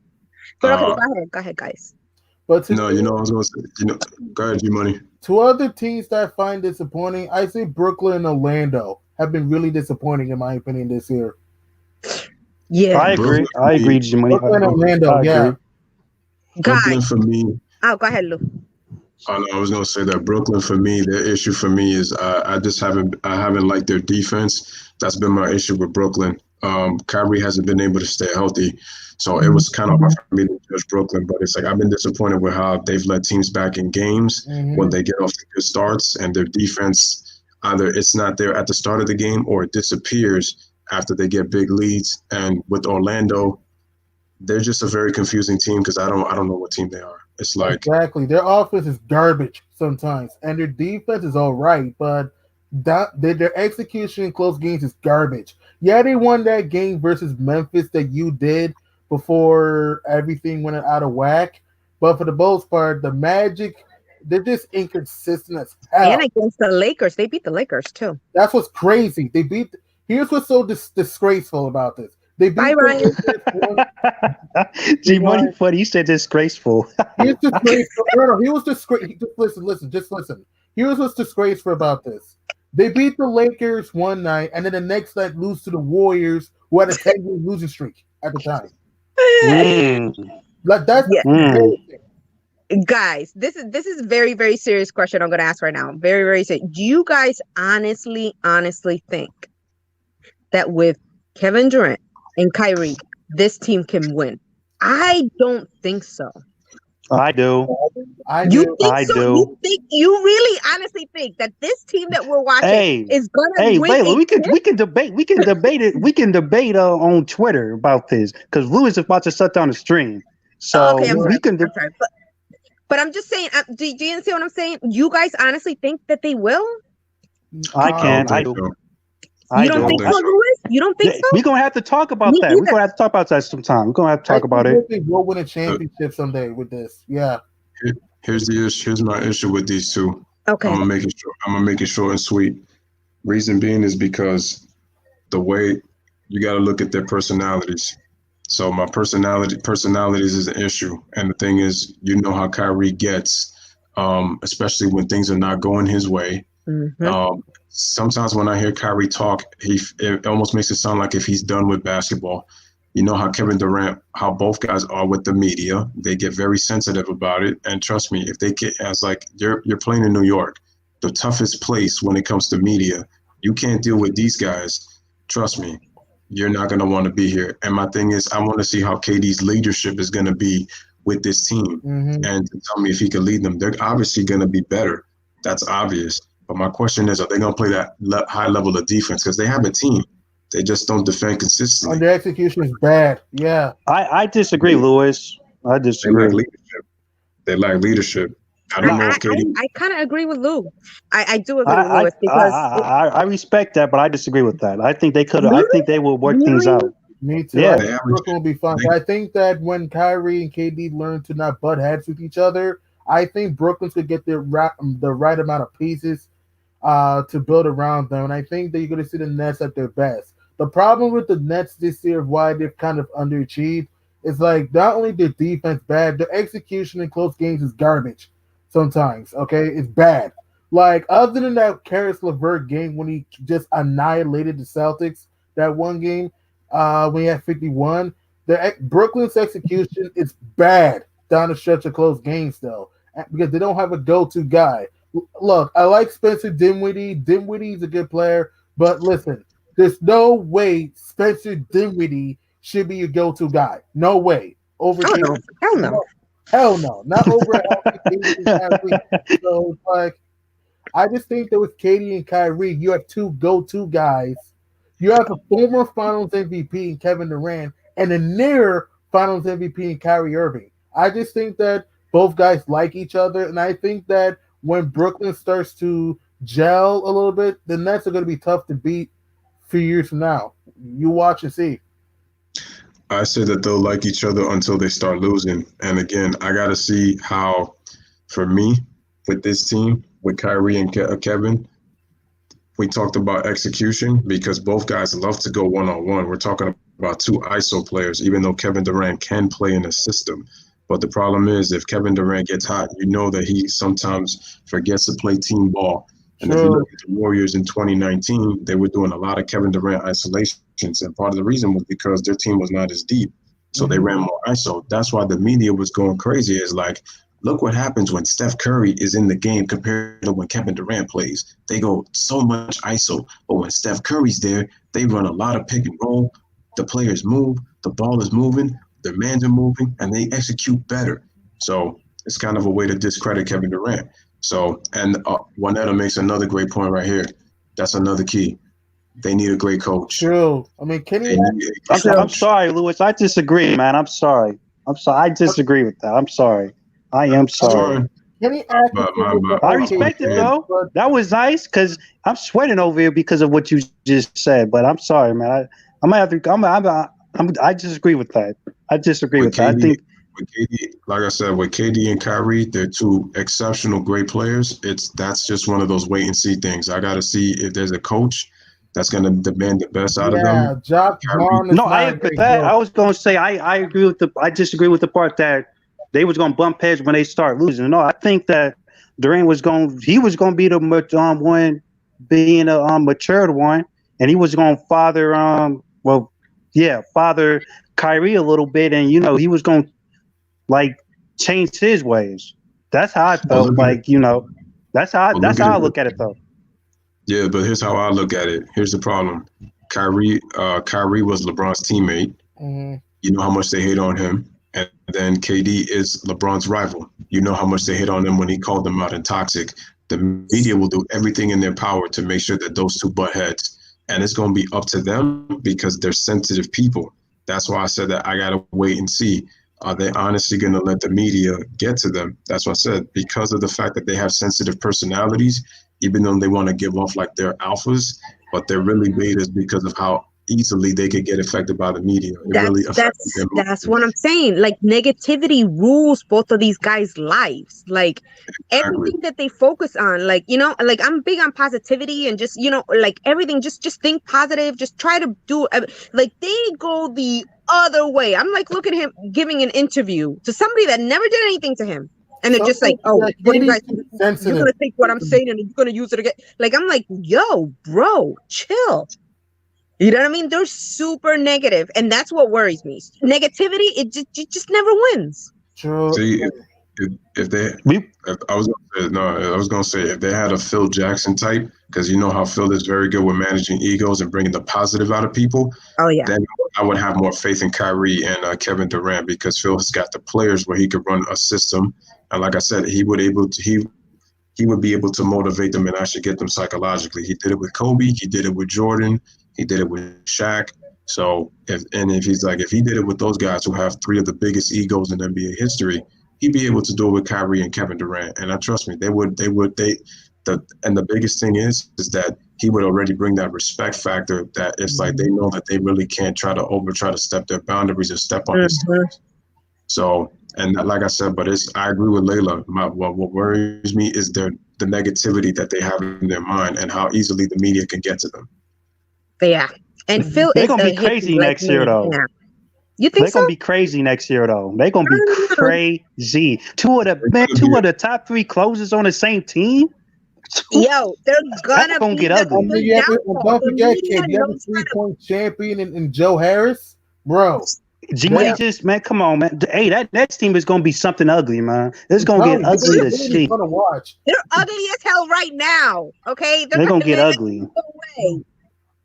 It can't get that much prettier. Like they're ugly as hell. I know you're adding two top, 5, 10 in the league right now, but I just, they're super negative. I'm just saying. Yo, Layla, no lie. When I saw you had that Kobe jersey, I first thought that was a LeBron jersey. I thought you went to Shannon Sharp's closet and copped one of his jerseys because you said he had one too many. Wait, are you seeing me? Are you guys seeing me? No, I'm not. You have a Kobe jersey on right now?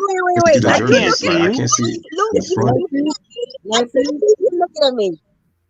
I can't see you. I'm on a black screen right now. I can't see nobody. I can't even see anything right now. Lewis, are you watching me? You watching me eat, Lewis? That is so dirty. No. I'm not. No. You're looking at my jersey. I can't even see you. No. I can't even see you. Like I've been on black screen the whole time. I can't see Lewis or G-Man. You know what, Lewis? Since you're watching me over here, you Mr. Stalker, let me show you over here. This is my main squeeze right here. Look, this is my main squeeze, Michael Jordan, right here. Okay, that's my main. I've loved Michael Jordan for so long. After a while, you need a side piece. So my side piece is Kobe Bryant. There it is. You see it? I can't. Okay, can you guys listen for a second? I'm trying to tell you why that you guys can't see. Reason being is because since I'm the one that has the StreamYard and the way the StreamYard works, when you have StreamYard and you're the one that creates the live streams, the person that creates the live streams is the one that can pretty much see everybody. So that's how it works. But the people, what do you call it? Other people. I wasn't complaining though, Lewis. I never complain on these. So that's so dirty, Lewis, because you saw me eating my California roll. Can you see me though? No, I can see you, kid. No, Layla, honestly, I wasn't even paying attention to the California one. I was actually looking at the jerseys in the back, and I noticed that. And I first looked at it, I was like... So you see me with my glasses on? You see me with my glasses on? You're dirty as hell. Y'all talking about somebody who has LeBron on the other Mount Rushmore. I thought that was a LeBron jersey right next to that Jordan, man. This is Jordan and Kobe. I told you my dad bought me this one, remember? Yeah, I know. Anthony L says Kevin Durant's problem is that he wasted too much time trying to convince the media that he was better than LeBron. I remember that. He said after the 2 finals that he was better than LeBron. Yeah. And it happened and it bothered him. And that kind of was where the fanboy comment actually came from. They thought that he was going to swing. Serious question. Is LeBron the best at the small forward position? Currently. I was about to say. No, I'm talking about right now. I'm talking about right now. I'm talking about right now. No. Wait, Lewis, what do you think? Because I didn't get your answer. No, I would have to say no. No, I would have to give it to LeBron right now for this reason. The reason being is because Kawhi Leonard can make that case. He would start to make that case if Kawhi Leonard was healthy, but the guy's low man. Oh my God. Oh my God. Hold on. Then with Kevin Durant, you can make the case that he's the best small forward in the game. Right now, he's hurt. I don't think, to be honest with you, that position really is up for grabs, to be honest. But I'm only giving it to LeBron for the fact that he's played pretty much most of this year. But if we're talking real actuality, if all guys were playing at one time, LeBron would not be the best small forward right now. He's even lucky that I even have him as the best, but that's only just by participation. But to be honest, Kevin Durant is the best player in the game when healthy. I'm sorry. What? Him and Kawhi can make the case. Okay. He said Kawhi. Okay. Kawhi and KD. Kawhi and KD are the two best small forwards. LeBron would actually shift to fourth, to be honest with you, because Giannis is actually coming, so he's climbing. So I would put LeBron as the fourth best small forward. Giannis is really coming up. I gotta put Kawhi. That is number one right now. He's so dirty. Love him. When Kawhi is healthy, he can impact the game on both ends. Like no tomorrow. Kevin Durant can do it too, and he didn't get enough credit for his defense in Golden State, but Kawhi Leonard does it much more consistently than KD. That boy Durant was dropping 4 block games, 5 block games, 6. Man, I'm telling you, man, he was crazy on the defense in Golden State. Oh yeah, but I mean, you have to realize that it was easier for him too. I mean, so you got to take that into consideration. So Kawhi, I mean, you know, he's dealing with all this stuff, and he's still the best. Oh wait, actually no. You know what? I take that back. LeBron can't be the best at all because he's playing point guard. So that's right. Yeah. That's fanboy. You said he. I like that. That's funny. That's funny. I like that. I like that. Oh my God, there's Juanetta. Juanetta's the one that. Thank you, girl. Thank you, Juanetta. That's what chickies are here for. I didn't even. Yo, I have a question for you guys. I'm just asking. Nice comment, Renata. Okay. So I'm just asking. Let's say if the season does come back, let's just say, do you think we should go straight to the playoffs or finish the regular season? Hypothetically, if the season comes back, go straight to the playoffs. Straight to the playoffs. I know, but I want to ask a question for Layla and Kid. Straight to the playoffs. Straight to the playoffs. Why do you say that though? Because Layla, you can go first. Because they're basically, I mean, at the point of canceling the season. So they're going to try to salvage anything possible. Yeah. And I think that you know what I mean? Like, since, okay, they're at the point that they're going to cancel. So, you know what? When they come back, they're going to do either a Sweet 16 type of situation, something quick that they can crown somebody with. And I don't know if you guys are following, but the UFC is just starting. They're going to have UFC 249. Dana White said that he already bought a private island for the fighters to fight, and Justin is going to fight Tony Ferguson. I thought it was going to be Conor, but I think they were concerned with the fact that Conor wasn't going to have enough time to train, so that's why they kind of pulled him from the card. And he was asking for $50 million, so I guess that's why they also didn't want to reach that deal. So Justin's going to fight him instead with Tony. And let me tell you something. If that happens, if that goes down, that is going to be the venue that the NBA is going to use to play the games. But here's the problem: where are you going to play the games at? Where? Two areas. He bought an island. That's number one. Okay. Which should be illegal because you need to be commissioned, but whatever. You know, he's friends with Trump. But anyway, so that's one. And then number two, he's going. There's a spot off an Indian reserve that he's gonna go to do this first fight. So those are the two areas. And if it works out and nothing happens, this is the path that the NBA is gonna. Excuse me. This is the path that the NBA is gonna take. Mark my words. But I heard that they want to do it in Las Vegas. I was going to say, you can go, G Money. You can go. No, go ahead. I was going to say that we're at the point of the season where we can actually say Giannis is MVP, and let's say Giannis is also defense. We're at the point of the season where we can say like these guys are end of the year winners. Like Morant is rookie of the year. Like, you know, that's what I'm saying. And then we already have the playoff teams already. You know, it's not really fair. You can say that the teams fighting for the eighth seed ain't get a chance to get in, but we are like that much closer to the end of the season, or we already have like everything locked in. And then also, this is my last point though. And then also we're at the point of we want to see how this new playoff format was going to work out. True. Yeah, but I think this is gonna be something that everybody's gonna go back to. Oh, they gave LeBron a chip. Whoever wins this is gonna always be tainted.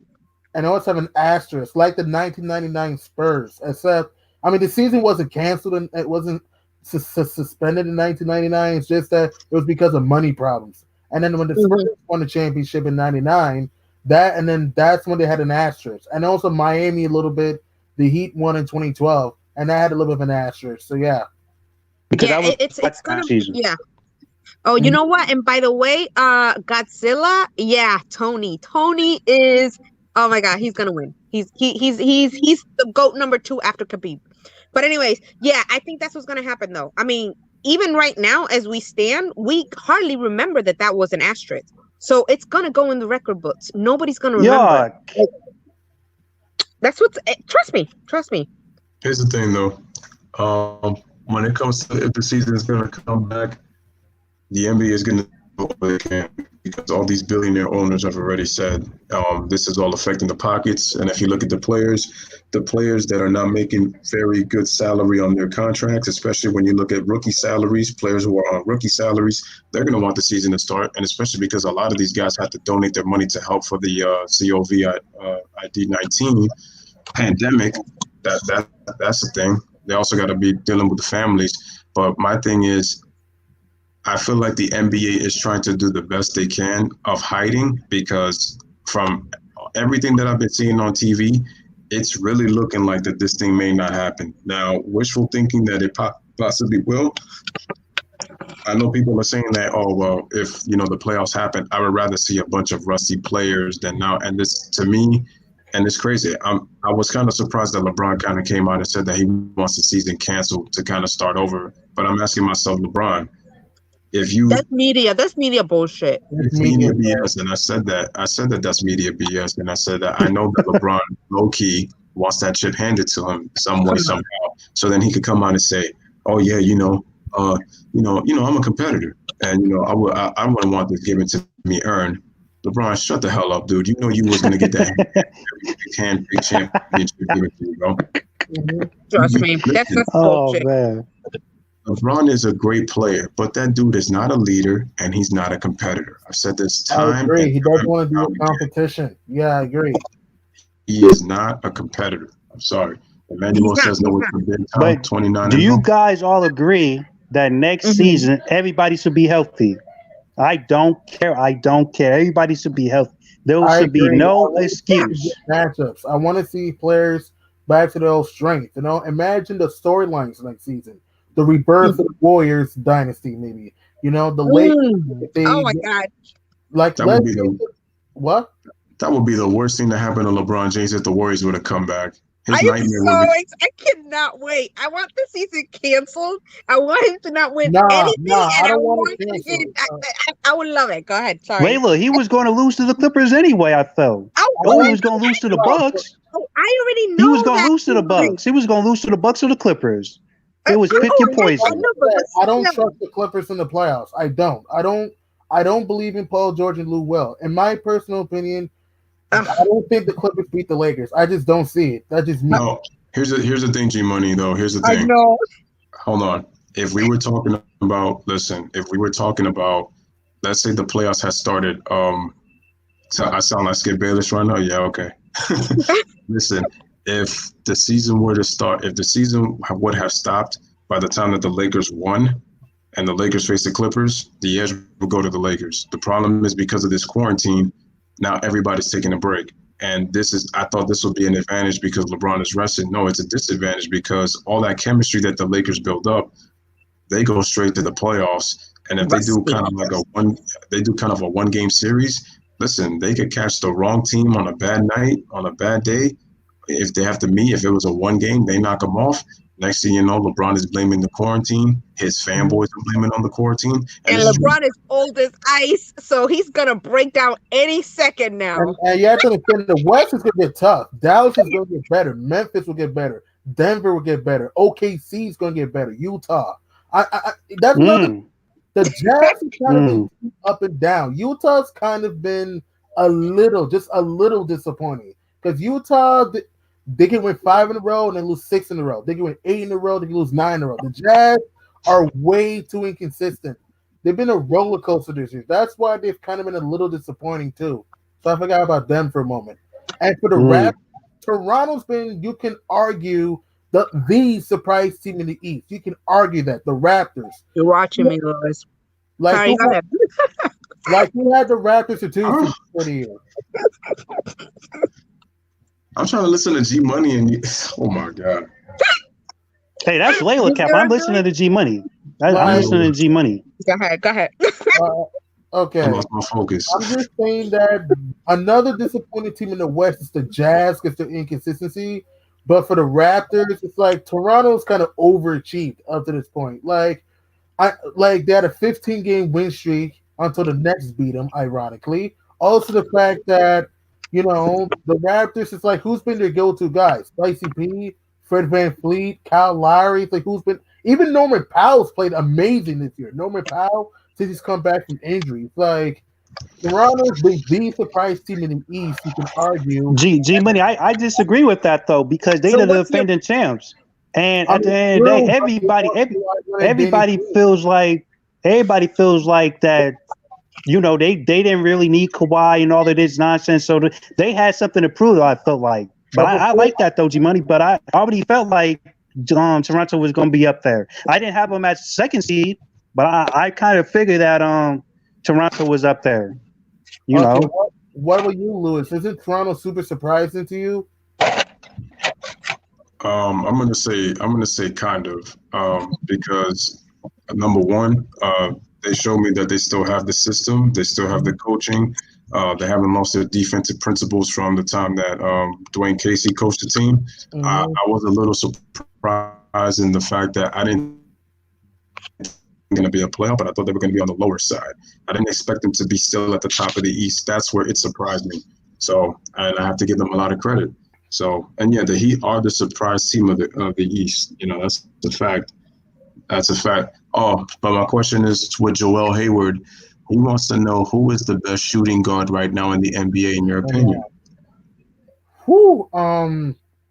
Best shooting guard. You first, kid. Oh, me? Oh no, Layla, you can go. You can go. I'm this is tough. This was hard, man. This was hard. Hey, skip it. I'm gonna say Devin Booker. Skip it. Wait, that might be a reach to a lot of y'all, but I'm gonna say Devin Booker. It's not a reach, but he lost the beat there. I mean, he started really, really strong. Yeah, he started. What? Booker always dropping 30 at night. Yeah. I said it was a reach, though. I said it was a reach because I really can't think of nobody else. Yeah, I would have said my boy Butler. I was thinking about saying my boy Butler, but they fell off. That's another story though. But so have the Suns. Don't forget, Phoenix had a great start. Phoenix was 7-4. I'll be honest. With you may call me crazy. When the Suns were 7-4, I actually thought they'll make the playoffs. I know you told me that. I know you told me that. I did too. I thought when Phoenix was 7-4, I thought they had a team that will get the 8th seed. I thought, all right, you have a point guard in Ricky Rubio. You have D Book, who made the All-Star team. You have DeAndre Ayton coming back from his suspension because he took drugs. And I thought he would, which was just ridiculous. Okay, go ahead. And then Kelly Oubre's had a career year. If you watch Phoenix, Kelly Oubre's had a monster season. So I thought when they were 7-4, I thought this team went around 45 games. I thought they will be like where the Thunder is right now and the Grizzlies. I thought they were like this over. And G Money, yeah. And G Money, you forgot to add that that 7-4 record is better than what it looked because they beat the Lakers, Clippers. Come on now. No, She's at the beginning of the season they didn't too. beat the Lakers. So They're 0-3 against the. They're 0-3 against the Lakers. They they beat beat. the Clippers. Or was that the Clippers? No, yeah, they beat the Clippers. They beat the Clippers. No, they beat That's the still Clippers. impressive I though. remember Yeah, them they beating did. the They did. Clippers. Jack. They did. Yeah, they beat us. They beat us. They beat us. They beat us. They Then beat that was us. that was a fluke. Then that was a fluke. No, they deserve that. They deserve that. They No. deserve that. That's good. That's good. No, okay. I mean, I think.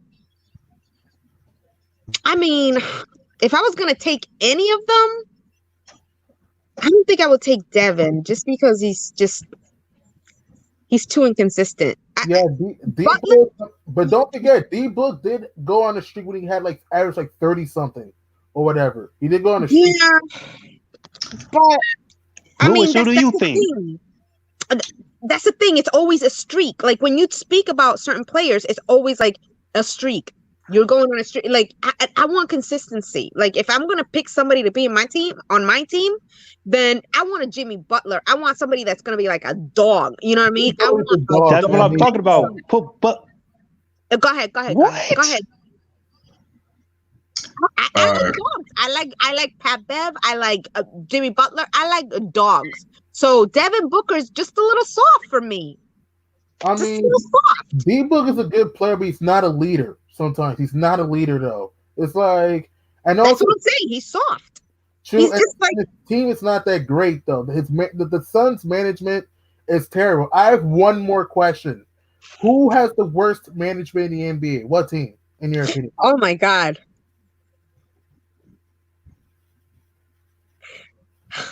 Houston. You think the Rockets had the worst management? No, You can make a case. You could. No, You it has could. to be. You could. Oh, it has to be OKC. Who do you think, G Money? The OKC. worst management. That's what I'm asking. OKC. How does OKC have bad management right now? They let go 3 freaking MVPs. That's true. How did you do bad. that? That was bad, and that's embarrassing. But the Thunder are in the playoffs right now. To me, it's the Knicks. It's like, Oh yeah, damn. it's like the Knicks have not made the playoffs since 2013. We were a 2 seed that year. Think about that. How did I forget that? How did I forget the Knicks? G Money, that's Knicks. tough, man. I'm sorry. You had to go through that. I'm sorry you had to go through that, man. That's okay. tough. That was tough. They influenced a terrible owner. Like, I mean, NBA. sadly, Before I get to worst NBA organization, getting back to the top shooting guards.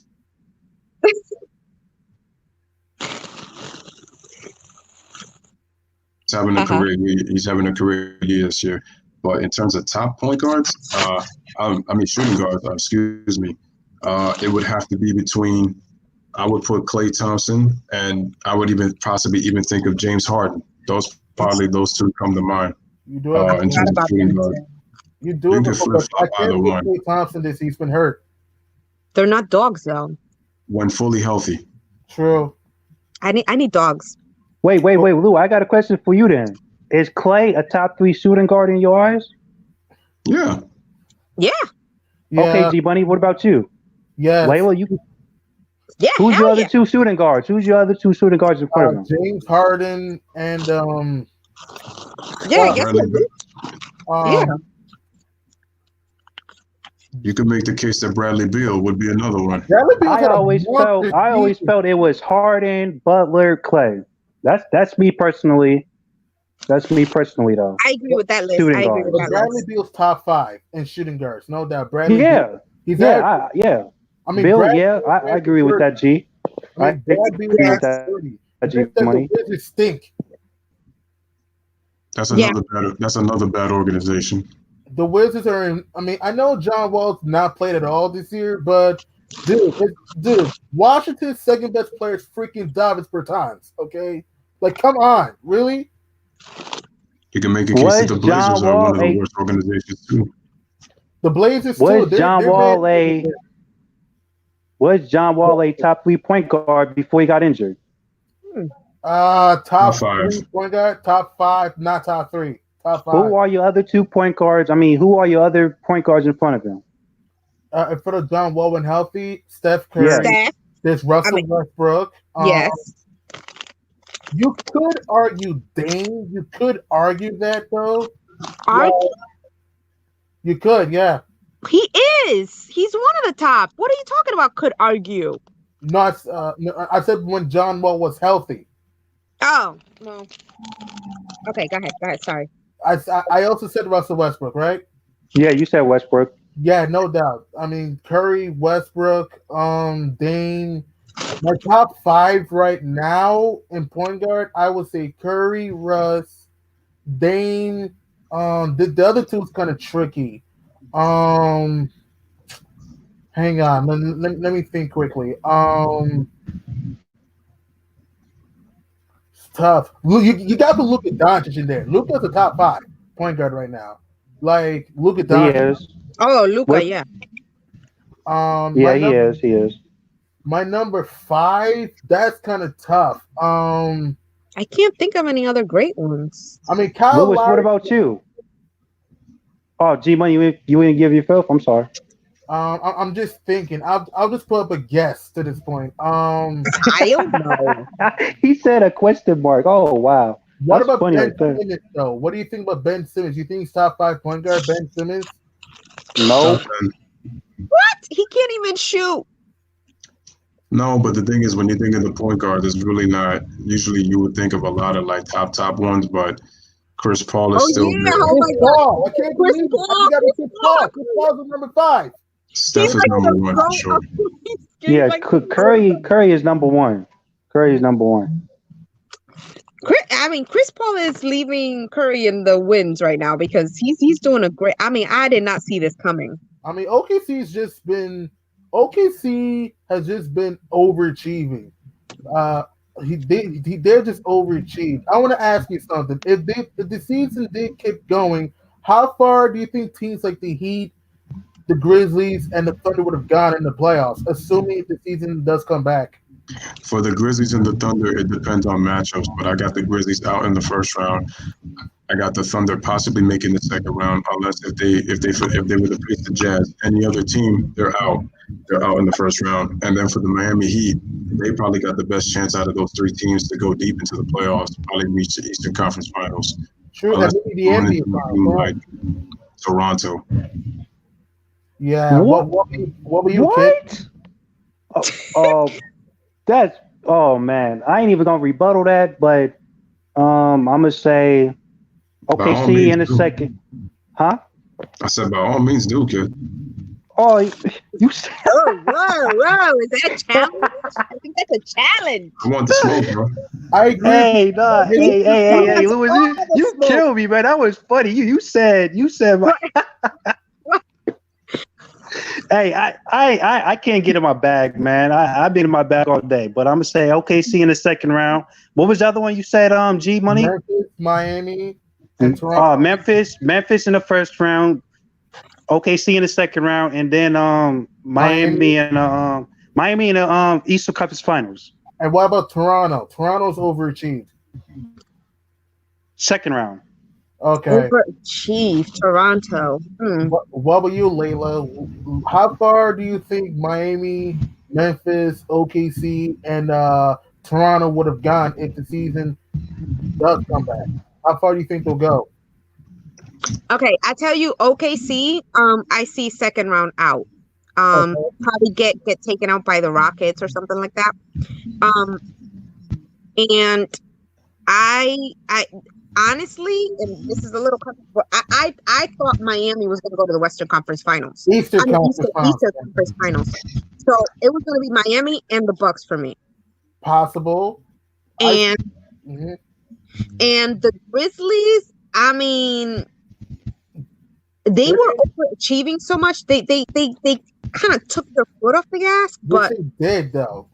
huh? Yeah, they did. Like But I mean, if they would have gotten on that streak, they could have gotten an out. Like, I mean, they wouldn't be facing OKC or anything like that, but they could have gotten rid of like playoff teams. Like they could have gotten rid of OKC. They could have gotten rid of give me some Portland. Portland's not in the playoffs right now. Portland. I know, but I'm telling you, like Utah, Layla. Utah. They could have gotten rid of like, even if they would have caught like, I'm not gonna get too crazy here, but Denver. They had a shot versus Denver. Yeah. They could have shocked versus Denver. Hey, Yeah. Lewis, do you agree with that? Yeah, Lewis, what do you think? The Grizzlies over Denver, you said? If they Yeah. played together in the playoffs, I think they had a shot. They have a shot. They have a shot. Yeah. Let me see. Winetta says Rockets or Nuggets. Rockets. Ooh, Rockets. Easy. Nuggets. Emmanuel says Heat or Raptors. Oh, That's man. tough. I'll go with the Heat, though. Miami. I'm going Heat. I'm going Heat. Heat. I We got can't some count my boy dogs Butler there. out. Dogs. And I don't trust Siakam and Lowry in big playoff games. Wait. And wait. Here over here they say, let me see. Winetta Mavs said or Raptors. Clippers? Mavs or Clippers? Winetta, are you Clippers. serious? Look, That's I Clippers, man. Winetta, oh my God. No. Listen. She just stabbed me in the back. No, listen. Look, the Mavs can beat the Clippers. That No. can't happen. What? No. Listen, I got the G Money, Clippers. you're bugging, man. No. Please The hang Mavs up can beat the and try Clippers, your bro. call again. This is the recording. Dallas is deep, and I told you. Look, They can beat the Lakers student. They can beat the Lakers Exactly. student. Thank you. I don't see it. No. What? No, They dominated them. Underestimates the Clippers. Underestimates the Clippers all day, every day. Sorry. Hold on, let G Money finish his point. Bro, the Lakers are 3-1 versus the Mavs, by the way. And second of all, also the fact is this. I told you, I think the Clippers would beat the Mavs in the first round. I believe that. The reason why I think the Mavs have a chance to beat them, because I told you, I don't trust Paul George, Lou Will in the playoffs. I don't, okay? That's what I'm saying. Yeah, you have Kawhi Leonard, but Kawhi cannot do it by himself. That's what I'm trying to say. Against the Mavs, I believe that. I believe he can, G Money. I'm sorry, I believe he can. I think the Clippers beat the Mavs. I think they would too, but the Mavs to me also is deep. Look, Seth Curry's had an underrated season. Tim Hardaway's played well this year. You have Kleba, who's played well. Boban, Bobby. Porzingis has not been stepping up though. Porzingis is not. They need that against the Clippers, man. They need that. Hold on. Counter. Watch this. Okay, so what we have to understand is that Porzingis actually plays better when Luka's not on the floor, so that's gonna hurt. That's number one. Number two, the Clippers can take Luka out of their game, and even with the Mavs that are deep, the Clippers have depth in defense, and even in like I said, in the regular season, once you take out Luka out of his game, you kind of neutralize the Mavericks as a whole. Once you take them out of their game, because Luka needs the ball in his hands. If Luka could play off the ball, I would have gave the Mavs a little bit of opportunity. But that's a 4-game sweep at best. A gentleman's sweep. Thank you. Oh, Cliff sweeping the Mavs? That's blood. Yeah. Praise the Lord. That's what I'm talking about. If I give them a chance, they'll get a game against the Lakers though. That's a gentleman's sweep. He just wants to down the Lakers any way possible. The Lakers will sweep the Mavericks. They'll sweep them. The Lakers are not sweeping the Mavs. No way. No, they'll get a They are getting a game. They are getting a game against the Lakers. They'll get a game. They'll get one. I believe. They're not sweeping the Mavs. And on the Lakers floor. They'll come up in there and put their feet up on their couch. they'll Yo, that's it. Because I will put $1,000 on that. Don't get a game. And here's the thing: the issue with a guy like Paul George. The thing is, because he's playing with a guy like Kawhi Leonard, I wouldn't worry too much against the Mavericks. It's when you go to the second and third round is where I would have a lot of issue with Paul George. But in this first round against Dallas, no, that's really not even a sweat. No, I'm sorry. Dallas might get one but I think Doc will have them ready to play. And like I said, they're that much, they're deep. And like I said, they got defenders. They got people they can throw at Luka. They can switch a lot of things. They're much more versatile on defense. That's what's gonna hurt. And the Clippers can score. So where I would question the Clippers would probably be the 3-point defense, because the Lakers have the same issue defending the three. True. But if they can take Luka out of the game, the Mavericks are not as effective, because the Mavericks, they don't defend. And it's like I said before, KP plays better when Luka's not on the floor. True. Because it's run through him. With Luka, the offense has to run through Luka. So that's the difference. So they still have to learn how to play with one another. So that's the problem. Facts. I agree with that. Do you guys still have the same picks for all the awards and Look stuff? at that comment. that- That is hilarious. Okay, go ahead. Sorry. Hey, Louis, remember you did that playoff format stream? Do you guys still have the same picks from those? Hang on. You want me to bring up the standings right now? Hang on. Okay. No, So, we'll save it for another time because Louis is falling asleep. well, I'm not sleepy, but He got work. He got Hey, put it- work. put I it- can't respect because I was mad too. I was mad too. I'm sorry, Louis. It's my fault. I joined super late. no, it's all good. Don't worry about it. Like I said, I'll be having the stream tomorrow. I'll try to just fix some things and then make sure that the stream is early. It's just I had some things to do, so that kind of killed the time, and then I had to No, keep you switching. good, Louis? No, you Yeah, good, you're man. good, You got Lou. my respect. And you know what? You I good. You will be was super. big. I'll stay in the chat tomorrow, so I won't be so loud or get them all riled up. So No, man, you're you're good, man. You're fine. I kind of like you and Kid going at each other. I kind of like it though. It's fun. he's the one that goes after me. I don't go after anybody. But Layla, you be capping, man. You be capping. I'm like, they were talking crazy. So you know who she talking to? What is that? You talking, Yo, what's you going talking on? crazy. This has been going on almost all night. Like the interrupting. It's like it's annoying. Who is that? Who does that? I don't know. I ain't say that. Isn't that crazy? Somebody isn't that crazy? That means somebody can like join the stream. Like somebody joined it. Mhm. Like that's it. They're listening. But I want to ask you, who, as of right now, who do you think is going to win the championship? As of right now, if the season comes back, Clippers. Yeah. Clippers. I don't believe in the Clippers, man. Oh I God. don't believe in the Lakers neither. I don't believe in the I don't Lakers. know. Okay, so we also say the Bucks. We also say the Bucks then. I don't believe in the Bucks neither. LeBron's got a dog mentality. Oh my God. Yeah. Okay. That is so hilarious. All Lewis went on. Milwaukee can win it all. Emmanuel, just Milwaukee please. could win it all though.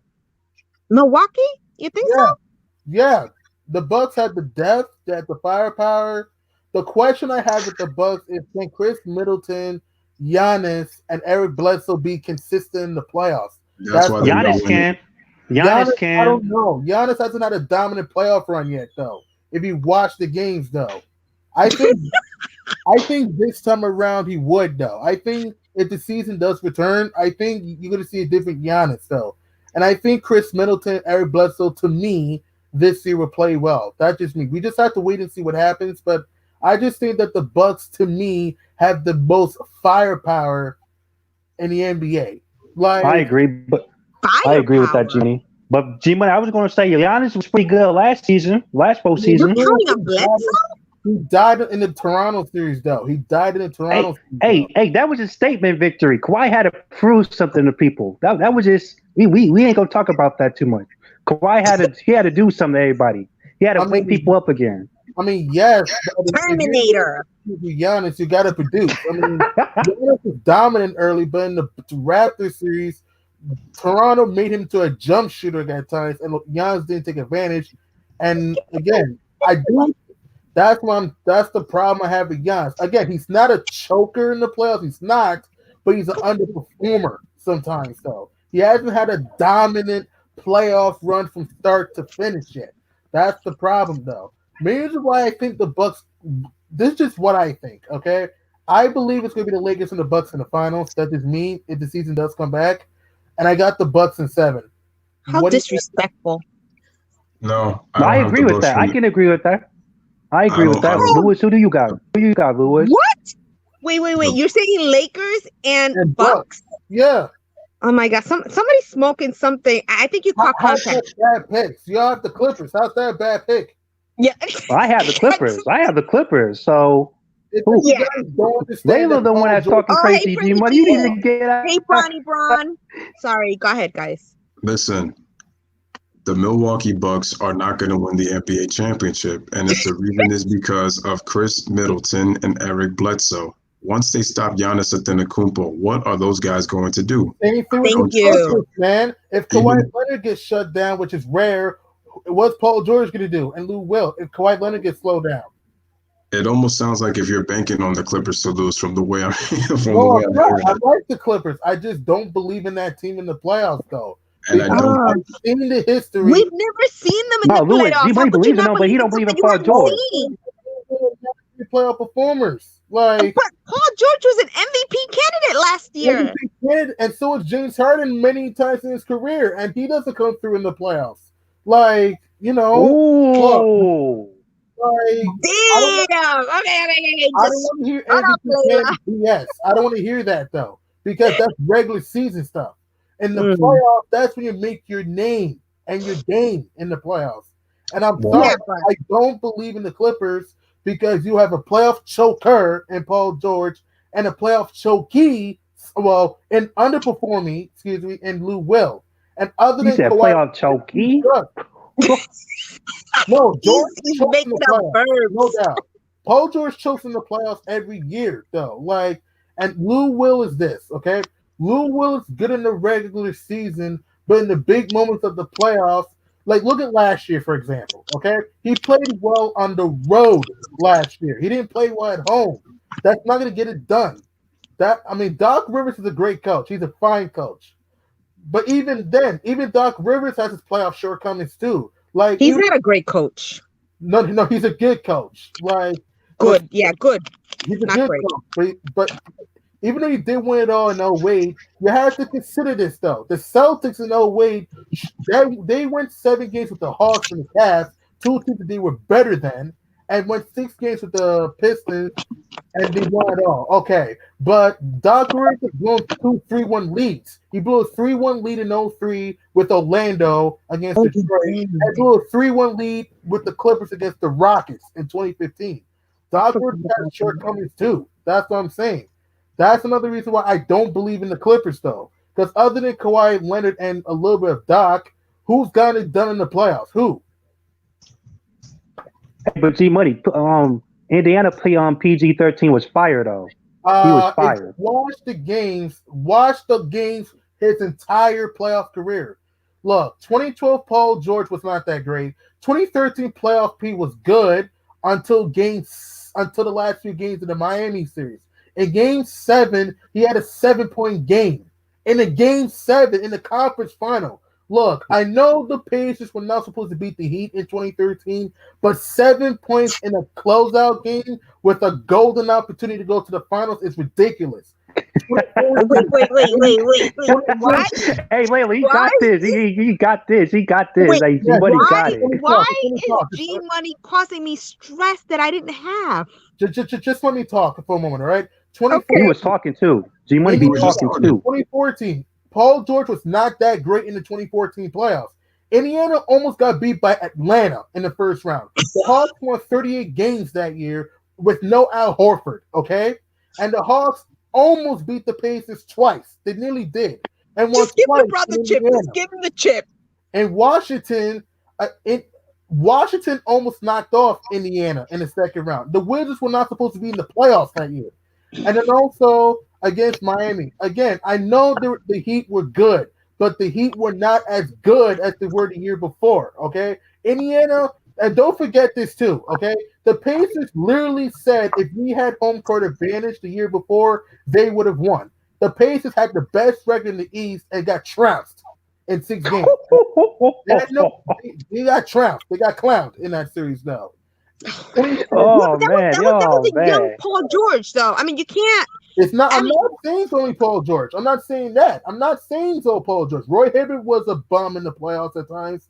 Lance Stevenson was inconsistent. I mean, I'm not saying it's all Paul George, but I think you guys overrate the dude. I'm just saying that he's a good regular season player.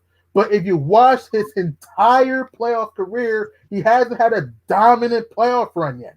That's what I'm trying. I always felt like, me personally, G-Money, I always felt like Butler was better, but that's just me. I don't overrate Paul George because I always felt like Butler is better, and I still feel like that. Well, I agree. Jimmy Butler's been consistent. Jimmy Butler's had a pretty good playoff run himself. It's just that the Bulls just couldn't get it done. And the Sixers last year got beat on the buzzer beater by Kawhi Leonard. Like if the buzzer beer didn't happen, I think they beat them. I think Butler get my boy Kawhi up out of there. But would That's it just be me though. Milwaukee or Golden State? We don't know. Would it be Milwaukee or Golden State? We don't know. Thank you, Juanita.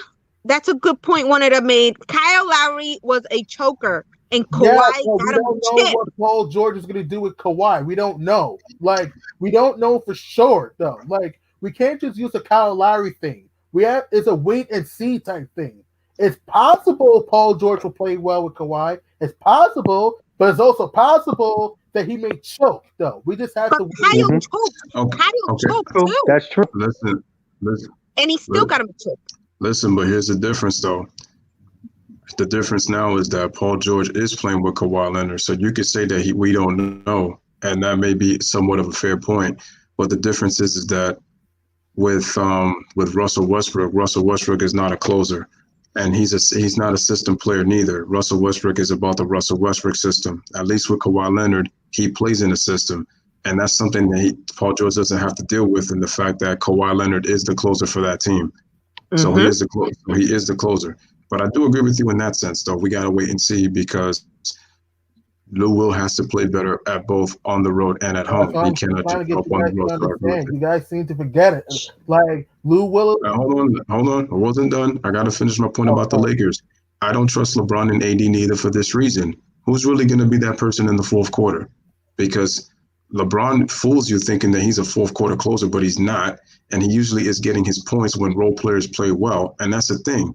Are you going to count on Danny Green to give you 20-something points? Are you also going to count on Avery Bradley? Because he could give it to you one time, but are you going to count those guys in a 7-game series? And let's face it, if they lead your team in scoring and LeBron and AD have less points than the leading scorer, that's not a good formula. So we can talk about the Clippers all we want, but the Lakers have their issues too. I mean, that's true. Again, I'm not trying to sound like a fanboy. I'm not, but I'm just saying that even though LeBron's had shortcomings, he has gotten it done at times in the playoffs. You have to consider that, though. LeBron, and you have to understand, the Lakers have guys who have gotten it done. Like Rondo's gotten it done. I know Danny Green's inconsistent, but he got it done. You know, Dwight Howard's not won a championship, but he's been to a finals. Anthony Davis, I know AD hasn't had a spectacular like playoff when it comes to success, but AD won a series back in 2018 without his second best player in Boogie Cousins, though. And he gave you 30 and 15 a night, though. AD has shown he can play well in the playoffs. For the Clippers, other than Kawhi Leonard, who's had a monster playoff run? That's what I'm trying to say for the Clippers other than Kawhi. For the Lakers, LeBron's had monster playoff runs. So is Anthony Davis. I mean, Rondo hasn't had Rondo in his prime with Boston had a big playoff run. He's a champion. It's like Frank Vogel. Frank Vogel's not a great coach. He's not. But Frank Vogel has been in 2 conference finals with the Pacers and almost beat Miami in 2013. I'm just saying that, look, I don't think the Lakers win at all. I don't believe that. I think the Bucks will. But mainly why I trust the Lakers than the Bucks, because the Lakers have more guys who are experienced and who has gotten. And the Clippers, you mean? I don't believe in the Clippers, like I said. I'm just saying that the Lakers, to me, have a better look. I think Milwaukee wins it all, but I think the Lakers will win it all. We'll get to the finals. It's because that, to me, they have guys who have gotten it done or produced in the playoffs before. The Clippers have won, and that's Kawhi Leonard. We just have to wait and see how this goes, though, before we judge. We just have to wait and see. It's not a sure thing that Lou Will and Paul George and Harold and Reggie Jackson and Marcus Morris are going to be consistent enough. It's not a sure thing. To me, you can rely on LeBron and AD because they're going to bring their A game. Rondo's going to be fine, in my opinion. The problem I have with the Lakers is Kyle Kuzma. Is Kyle Kuzma going to be consistent in the playoffs? That's the question we have to ask ourselves. Okay, I'm gonna go back on this, and I'm gonna say this again.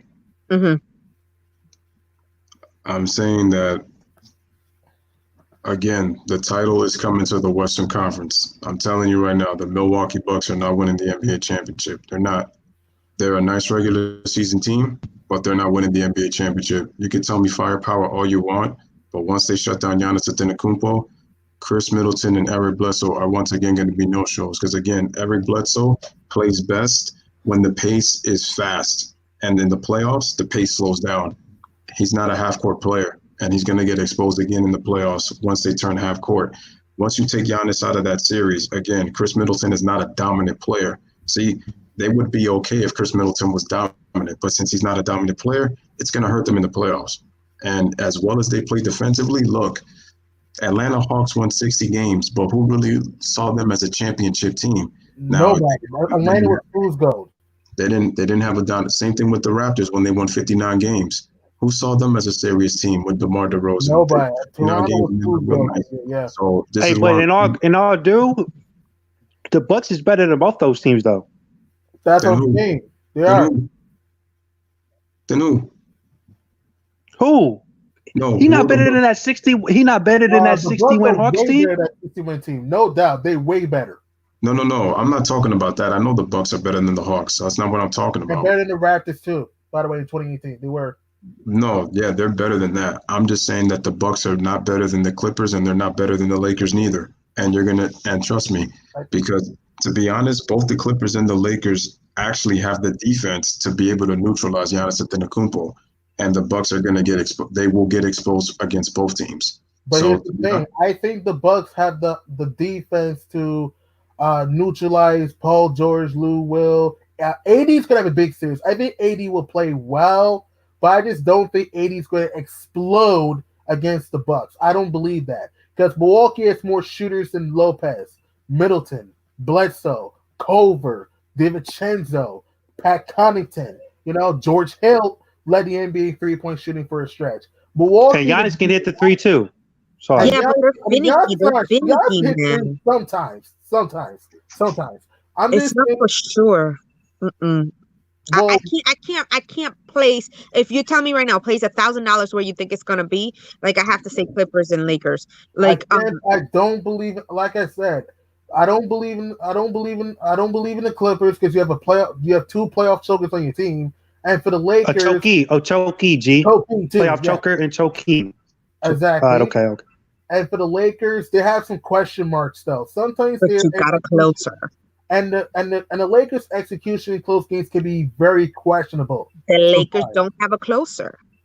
The Clippers have a closer. The Lakers don't have a closer. The Lakers have LeBron and AD. I think they can close games. The Clippers have one. That's Kawhi and Leonard. Paul George can't close in the playoffs. AD can't close either, and neither can LeBron. Warriors. Excuse me for this. AD played against tough competition in the West in 2015. But he can't close. He did. G-Money right. He did. 2018, AD closed. It's just that they played against the Warriors in 2018 too. He didn't have Boogie Cousins. He's not durable. I can't trust AD. But I can't trust LeBron. He fails more than he wins. He may get you to the finals, but he's not going to win it. So, but wait. We're going to have to finish this on the next stream, though. But here's what's blasphemy. I'll make this quick. I'll make this very quick because the stream has to end. I'll make this quick. You don't trust. I'm not trying to be a LeBron fan. I'm not. But you don't trust LeBron to close, but you trust Paul George to close. No. And how are the Clippers going to win? Because Kawhi because Kawhi is Michael Jordan. Kawhi is not Jordan. No. Close. Kawhi is not Jordan. Michael Jordan. Kawhi is not Jordan. No. The Lakers have no closer. Look, LeBron. Look, I'm not trying to be a fanboy. I'm not. But LeBron is a closer at times. He is. So at times. It's not. Okay, hold on. I'm gonna end it right now. Okay. I'm gonna look at it this way. And to end this, LeBron James is a better closer than Paul George. Fact. That's a fact. He's a better closer than Paul George. But when it comes to other closers, LeBron does not even come close to those other guys. All right. And on that note, this was a wonderful stream. We went back and forth with these little topics and enjoyed the LeBron Fanboy Awards. So shout out to everybody in the chat who came through. Shout out to Layla, G Money, and shout out to Kid Glory and to Anthony L for the ideas for the topics and for being on the stream when he was on. Juanetta, I will put the link in the chat on the next one so you could come in. But like I said, Layla, you're lucky. You was about to get crucified if Lewis ain't shut his stream down. You was gonna get crucified by G Money. Why do I always get the hate? Like all over here, like I'm being quiet over it. Lewis, I'm being civil. I love you, Layla. Don't worry about it. Anyway, I love you too. all right. So again, any last words before we close out? Always, Lewis, always a pleasure, man. Shout out G Money, shout out you, shout out Layla. Man, you already know what it is, man. Hit that like button for my boy. Make sure y'all share the stream. Make sure y'all sub to the channel. Wow. It was a great stream. It was fun talking with you guys. We should do this more often. You know, we should have more debates, have more streams like this. I enjoyed the award show to expose these LeBron fanboys who think LeBron. You sounded like one. How does that sound like a LeBron fanboy? You think Kawhi's Jordan? Like, no. You think Kawhi's Jordan later? No, I will never. No. Like, I'm not trying to be a LeBron fanboy. Sorry, Lewis. I lit him up. I literally just said the Lakers won't win at all. I literally just said that. Though. That's what I'm just saying. Like, I'm saying it was a great stream. I talking with you guys. You guys made some good points. Even though you guys sucked the Clippers' butt a lot during the stream, no offense, you guys did make some good points. I mean, it's true. You got the Clippers. Don't light him up. Don't light him up. No. Like, Layla, I'm not you. Hey, we gonna say that for another stream, though. We gonna say that for another stream because I actually had the Bucks in the Clippers. If it was Bucks and Clippers, I had the Clippers winning it all. Only had the Clippers winning it all if it wasn't the Bucks. Fanboy in the house, Emmanuel. You're being fanboyish. Come on now. He could be a Laker fan too. That's what it is, but it's all good. Anyway, guys, Louis Sports Network saying like, share, subscribe.